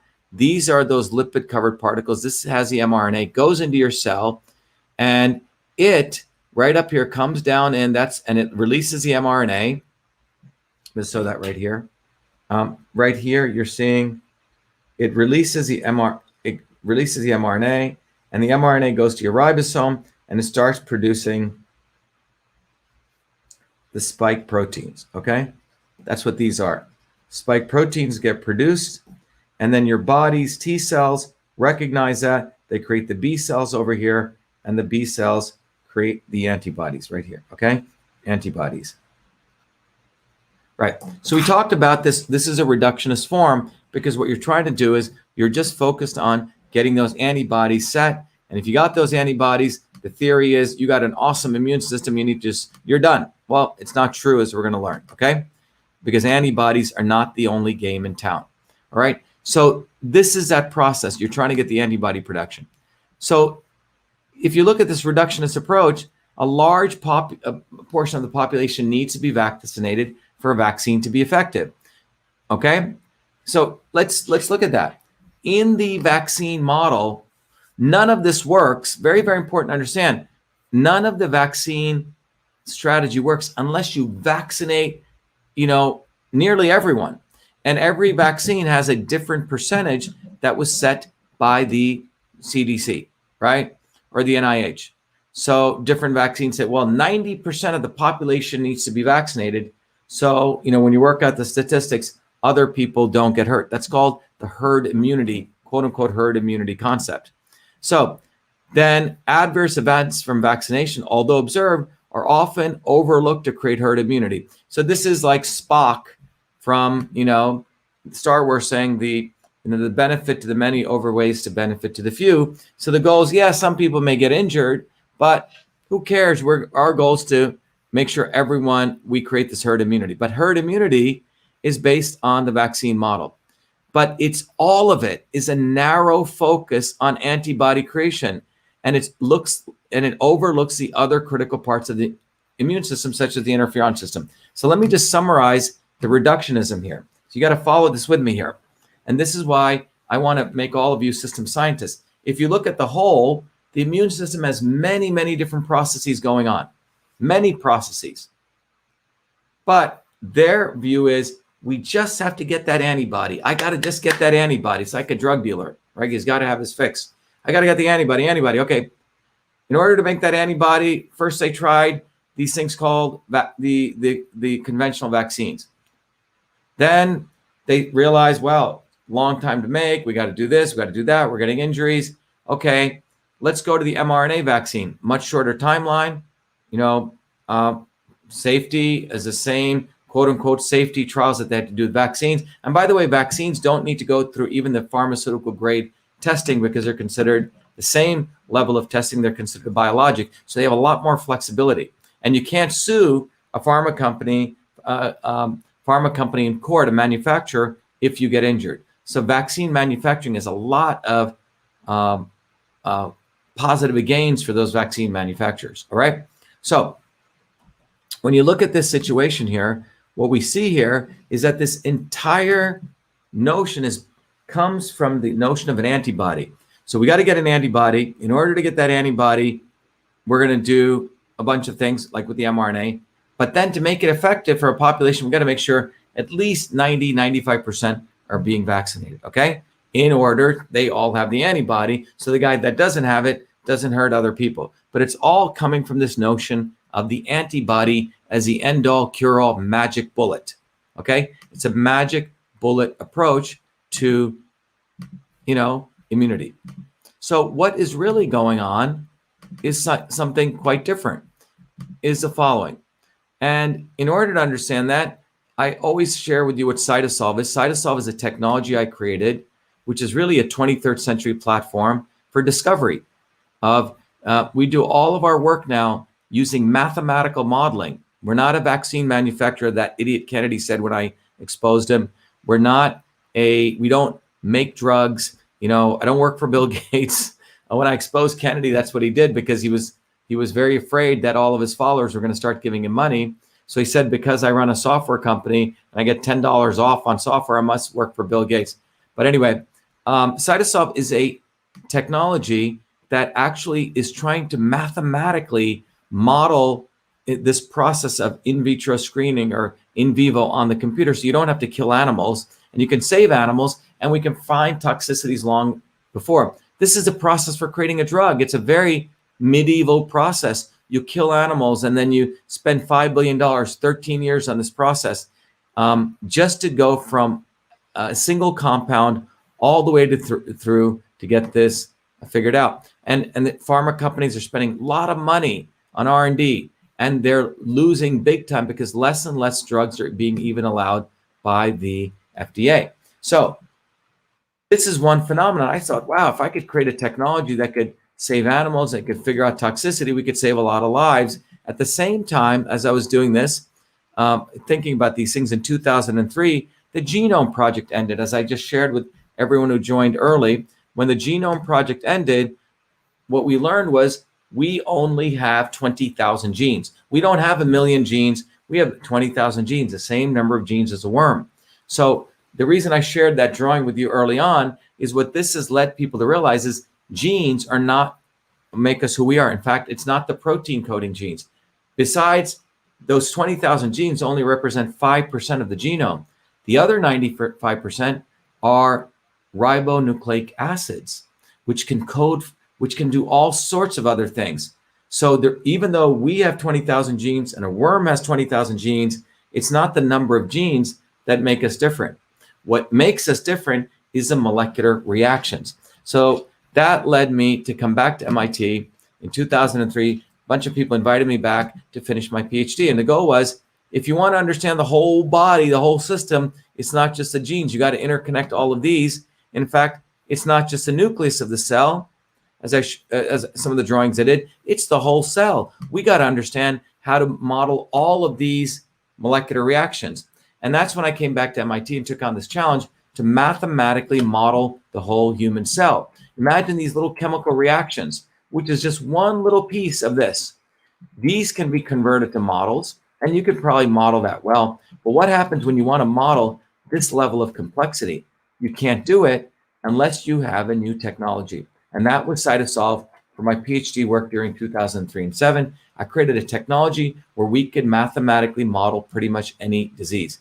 And over the last 16 years, we've created a very powerful technology. We help lots of customers, people all over the world, using mathematical modeling, right, to understand what works, what doesn't, so they don't waste their time. So CytoSolve, very much like if you were to build an airplane, you build it on the computer before you waste time. CytoSolve lets us build stuff on the computer long before we want to go do any clinical testing. So what emerges from CytoSolve, and we're going to talk about the missing link, is this. This, everyone look at this carefully. This is actually a much more holistic understanding of the immune system. And if you remember, antibodies are a very small portion of it. Antibodies are generated, remember, from the adaptive immune system. Those of you who are listening from the beginning, and the adaptive immune system is what generates antibodies. This is one little thing. But guess what? There's all this other stuff, not only the innate, the interferon system, which I've talked about, but I want to pound away at this today, how important this is. We have the microbiome, the virome. This is a much more holistic view of the immune system versus the innate and the adaptive, the two blue boxes, okay? Just to be clear, the fundamental way that the establishment scientists look at the immune system is just the two black boxes. In the scientific lecture I gave at the National Science Foundation in 2019, it was an invited lecture. It was called the Prestige Lecture. It's a big honor to be invited. And my talk was about the modern immune system. And this is a diagram that I shared with them, which really talks about the fact that the immune system is a very, very complex system, okay? Complex system. And what you see here is that this complex system, the missing link is the interferon system. And the interferons, we're going to discuss that. So what is the interferon system? And I want you to listen very carefully to this. There's different types of interferons. There's interferon alpha and there's interferon beta. And interferons constitute the first line of defense against infection. Let me repeat that. Interferons are the first line of defense when you get infected. The first line of defense. And by the way, my PhD work, at least 50% of it was studying the immune system relative to the interferon system. Now, the IFNs create an antiviral environment in the cells. Now, type 1, which are these type interferons, alpha and beta, are present in virtually all cells in the body. Let me repeat that again. This is probably one of those profound things everyone needs to understand. Antibodies may not exist in all cells, but interferons exist in every cell of your body. Just absorb that for a second. Every cell of your body. Interferon 1, alpha and beta, 1 and 2 exist in every cell of your body, in your cardiac cell, in your white blood cell. Every cell. We have about 300 different types of cell. Interferons exist in all those different types of cells. So that's something we need to understand.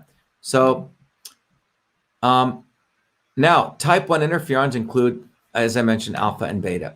Now, in the recent article, one of the recent articles that came out in the Journal of Virology, this is what it said. Listen carefully.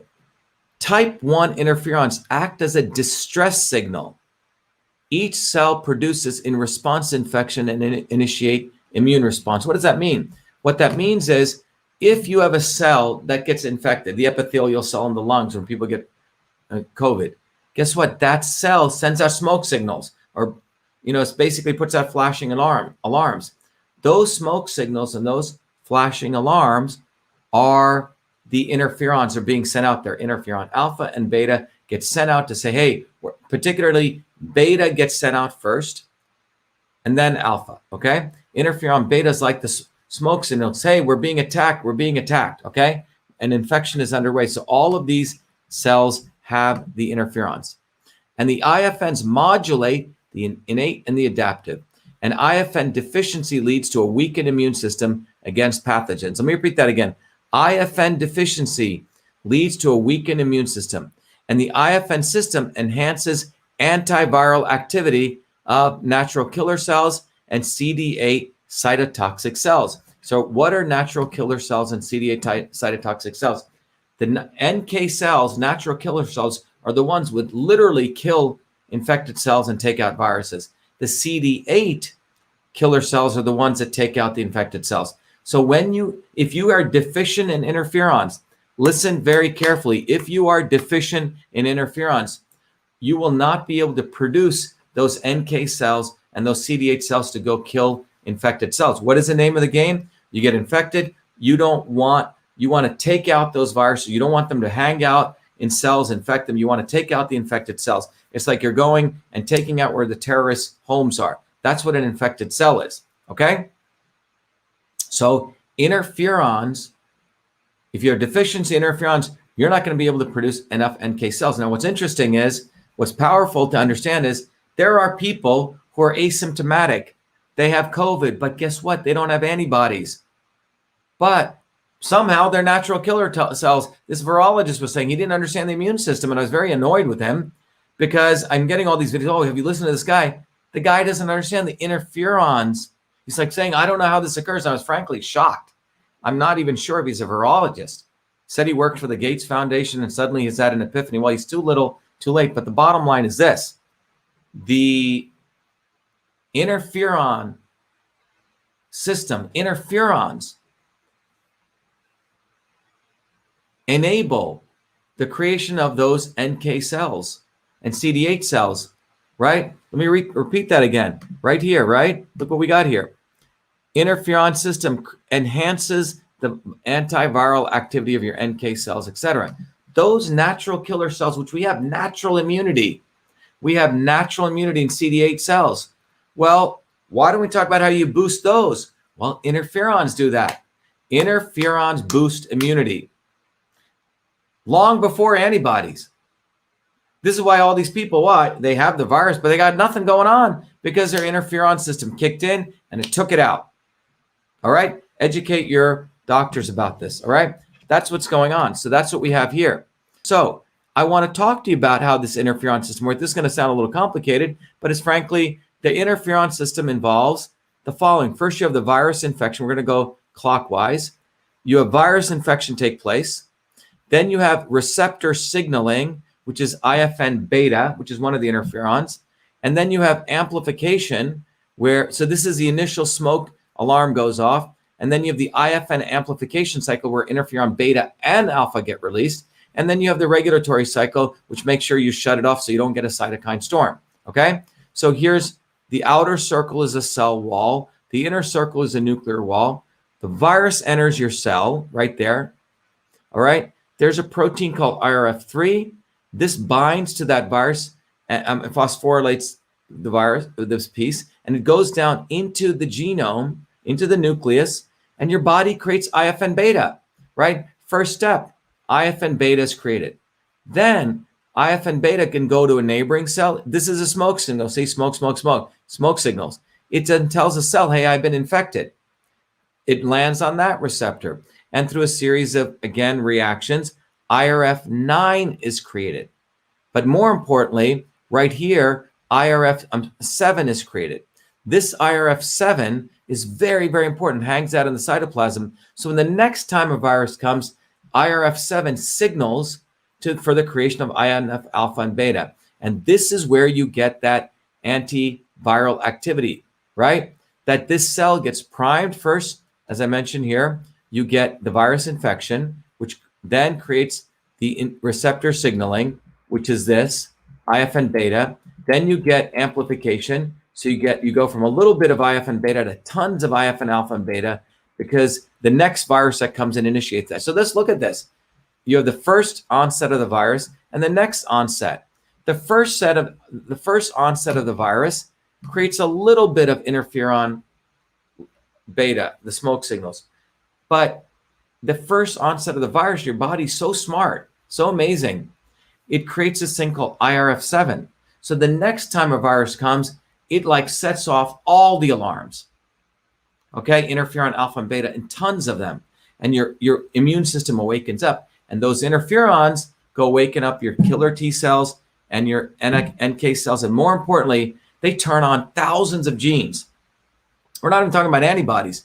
Thousands of good genes get turned on to go fight that virus. And in addition to that, your interferons turn on your military machine of your NK cells and your CD8 cells. So think about that. Long before antibodies. All right? These systems are there. This is why a lot of people are asymptomatic. They don't have the antibodies, but they're fine because they have strong interferon systems. And interferon systems are supported by a whole range of diet and food. Okay? So, and therefore, the question is, what turns on your interferon system? And I think it's unfortunate these doctors have not focused on that, well, because they don't study the body system. There you go. All right. So current vaccination approaches focus on antibody production. That's all they're focused on. Vaccines do not activate the IFN system. Let me repeat that. Okay. Vaccines do not activate the IFN system. That's pretty sad. One of the most primitive, powerful systems, vaccines aren't doing that. They're just focused about the antibodies. That's all they're doing, okay? That's all they're focused on, antibodies, antibodies, antibodies. Now, the IFN system activation is needed for a robust systemic, which means across-the-board immune response. Vaccines and consequently antibodies provide a reductionist immune response to infection, all right? That's what we're talking about. And that is a good segue to wrapping up and talking about synergy. So let's really focus. It's getting late here. It's almost midnight. Wow, you guys are still with us. How are you guys doing here? Wow, we've got a good number of people here. Look, the bottom line is, out of the entire amazing immune system that's evolved, the interferon system has a systemic effect. It turns on NK cells, CD8 cells, turns on all the stuff, and it's a missing link. But we're over here focused on just, I'm not saying it's a bad, we should not do, like, I'm not diminishing that because we take a systems approach, let 1,000 flowers bloom. But all they're focusing on is just getting the antibodies. That's it. And if you get the antibodies, you're in great shape, chill out. What's not true? Because in their when you take a reductionist approach, it's not the whole solution. Because it's not the whole solution, now you got to go whole vaccinate everyone. Okay? Versus if we turned on the whole immune system, maybe we wouldn't need to go do that. Because they're only going after the small piece of a big problem, then they're telling us to go vaccinate everyone with that small piece. But what about if we turned on the ensemble effect in everyone? If we did that, you'd solve, you don't have to go, do this for everyone. You can make it a more decentralized model. Everyone takes care of boosting their interferon system. All right. So this is called the principle of synergy. When you take the course for Truth, Freedom, and Health, when you take the Foundations of Systems course, you're going to understand the synergistic principles. Life is not about just doing one thing. It's not just about eating well and, maybe eating vegan all day, organic food. That's not going to cut it. You got to work out. You got to get enough sleep. You got to have good friends. Okay? You got to live in a nice, unstressful environment. That's health. It's not just doing one thing. It's a whole range of things. It's called the synergy principle. So the CytoSolve technology I developed, it's a very powerful technology because we can mathematically model chemical reactions in the body. We can understand synergy. And I'm going to end on this. I'm going to show you how you can use the synergy principle and why it's important, why food is medicine. Food is medicine because you're not just taking one little, pharmaceutical drug or even one little vitamin pill. You're taking a whole range of things. Okay? And the more we have this ensemble effect, it's powerful. Like I keep saying, their model of immunity is, imagine you have a big orchestra and you just have the oboe. That's the antibody. And all the conductor does is say oboe, oboe, oboe. You get a pretty interesting sound, but it's not anything musical relative to the whole orchestra. The immune system is an orchestra. So in order to understand synergy, where you can use it in their lives, let's look at right here, okay? Let's go back here, and we're going to finish up with synergy. The synergy principle basically says that, when the ancient yogis used to blend all this stuff together with mortar and pestle, they were trying to understand how things work. Now, if you look at something like eating a curry meal with curcumin and resveratrol, it should be resveratrol, imagine all the molecular mechanisms of inflammation in your body, okay? With CytoSolve, we can understand how both of these work together. We can understand how curcumin works individually to affect all of these molecular mechanisms of inflammation. We can understand how resveratrol works independently, but then we can also understand how they work together. With CytoSolve, I can mathematically model. So on the right column is a cytokine, which means high inflammation. 0.15 means you got a lot of inflammation going on in your body. I give a little bit of curcumin, a little bit of resveratrol. No curcumin, no resveratrol. I got high inflammation. I only give curcumin now. Look what happens. The inflammation drops from 0.15 to 0.05. Next, I only give resveratrol, okay? It drops from 0.15 to 0.06. Then, this is a synergy.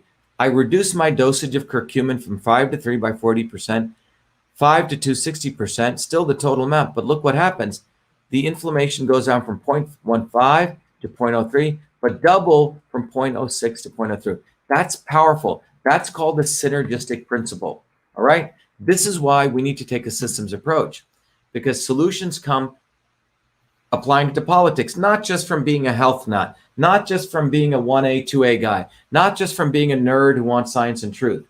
We need the yoga people and the health people to recognize you need the First Amendment and the Second Amendment. We need the First Amendment and the Second people to recognize that we need good health. We need the nerds to recognize they need good health, and they need the First Amendment and the Second Amendment, okay? We need to bring together all of these movements, truth, freedom, and health. That's why I'm saying you got to have a systems understanding. Now, on the molecular level, I've talked about it, systems, and I've talked about it at the macro level. What I want to let you know with CytoSolve, since 2003 to 7, I nerded out and I built out the technology at MIT. Then I nerded out for another 5 years, and I wrote a lot of papers to validate this technology. And then from 2012 all the way to now, we started helping companies. We thought pharma would want to use our mathematical models, right? We helped a couple of them, but they're not interested in this. They're interested more in beefing up their stock price, but they're problematic is they just use a single synthetic compound. I'm interested in what my grandmother used to do, natural products. So we help many, many, many natural products companies figure out their mixtures. But over the last 10 years, we've actually created many, many mathematical models of disease. We started looking at all different ingredients, particularly looking at inflammation. And we went through trillions of molecular reactions, billions of combinations, and we ourselves discovered a very powerful product called MV25, which is we're very excited, as I've shared before, of this tool, of this product and the tool that lets us apply system science for discovery. So we've discovered a product, and I'll come back to this, called MV, sorry about that. We discovered a product called MV25. And what is MV25? MV25 has our label on it, which is scientists and systems biologists. We're taking a systems approach. MV25 means mass times momentum, velocity, which means momentum to move. This is a physics play on words, right? And what we're talking about here is we've created a CytoSolve optimized combination of 2 bioflavonoids, 3 bioflavonoids, 4, a set of bioflavonoids, which have incredible effect in reducing inflammation. And as the back of the bottle says, you can read it here, it says MV25 is formulated using this engine that came out of MIT, invented by Dr.SHIVA from his doctoral research. And this formulation, MV25, results from where we looked at thousands of papers spanning nearly 40 years across 68 research institutions. We congealed all of that, and then we computed trillions of molecular reactions to find the right combination. And what we say here is to combat discomfort and normal swelling. that come in inflammation. And CytoSolve optimized means that this formula has been optimized to maximize benefits and bioavailability while minimizing toxicity based on current research curated by CytoSolve. As the science evolves, so will this formulation. So that's CytoSolve. CytoSolve is a very powerful formulation, which cannot be done by hand waving. The problem with a lot of the nutraceutical industries, a bunch of guys get together and they just hand wave. They say, I'm going to throw this in this. I'm going to sell it on Amazon. No, that's as bad as what pharma does. What we've done here is we've gone down to the molecular science, looked at all the science, and we know as new science comes, we'll keep updating. And CytoSolve is like an operating system. And as the science gets more, or we get more science, we're going to evolve our formulation. We're not stuck to it. So what we've done is we have just launched this, pre-orders there. And those of you who want to know where to get it, let me share it with you. You can literally go back to the platform for Truth, Freedom, and Health. What a better place to find MV25. If you go to vashiva.com and you go right up to the top here to the shop right there, you will find out that we have all sorts of books. This is a shop, but right here's MV25. It's on pre-order. We're trying to get as much product as in because we're getting inundated with orders. People are very excited about this. And with COVID, there's supply chain issues, but we're working through it and it's coming out well. But we want people to recognize that MV25 is a product that comes from a systems approach. It's the first of its kind. It's the first of its kind in the world because we're using the computer. We're not killing animals. We've gone through many, many different trillions of chemical reactions to discover MV25. So first of all, I want everyone to become Truth, Freedom, and Health Warriors. Go to vashiva.com/join. And your contributions are what keep our research going. Your contributions are what enable us we have our own data center, by the way. We don't rely on Amazon. Your contributions are what make us build the software and provide the educational tools. And for me, when you contribute to this development of this historic movement, I want to also contribute back to you by providing you education, be it books or tools, or supporting you to become a Truth, Freedom, and Health Warrior. So go to vashiva.com/join, become a Truth, Freedom, and Health Warrior, support your body, go check out MV25. It's an amazing journey that for me, all the way from India, understanding Eastern and Western medicine, building CytoSolve, linking it to politics, and now creating a platform for Truth, Freedom, and Health. So I hope this was valuable for people. It's late. Let me see what we got here. Oh, thank you. Jeannie Graham says, thank you, Jeannie. Look, when you purchase these kinds of powerful technologies, but that's what VA-Shiva is. It's a technology platform. Out of it comes new products like MV25. Out of it comes education. Out of it comes activism. It's literally an operating system for Truth, Freedom, and Health. Thank you.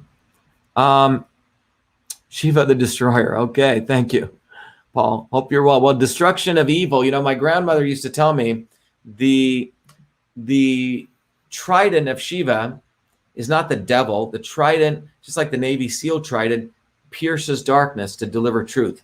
So that's what we're doing here. We're piercing darkness to deliver truth. And the tips of that trident are Truth, Freedom, and Health. With Truth, Freedom, and Health, we pierce darkness.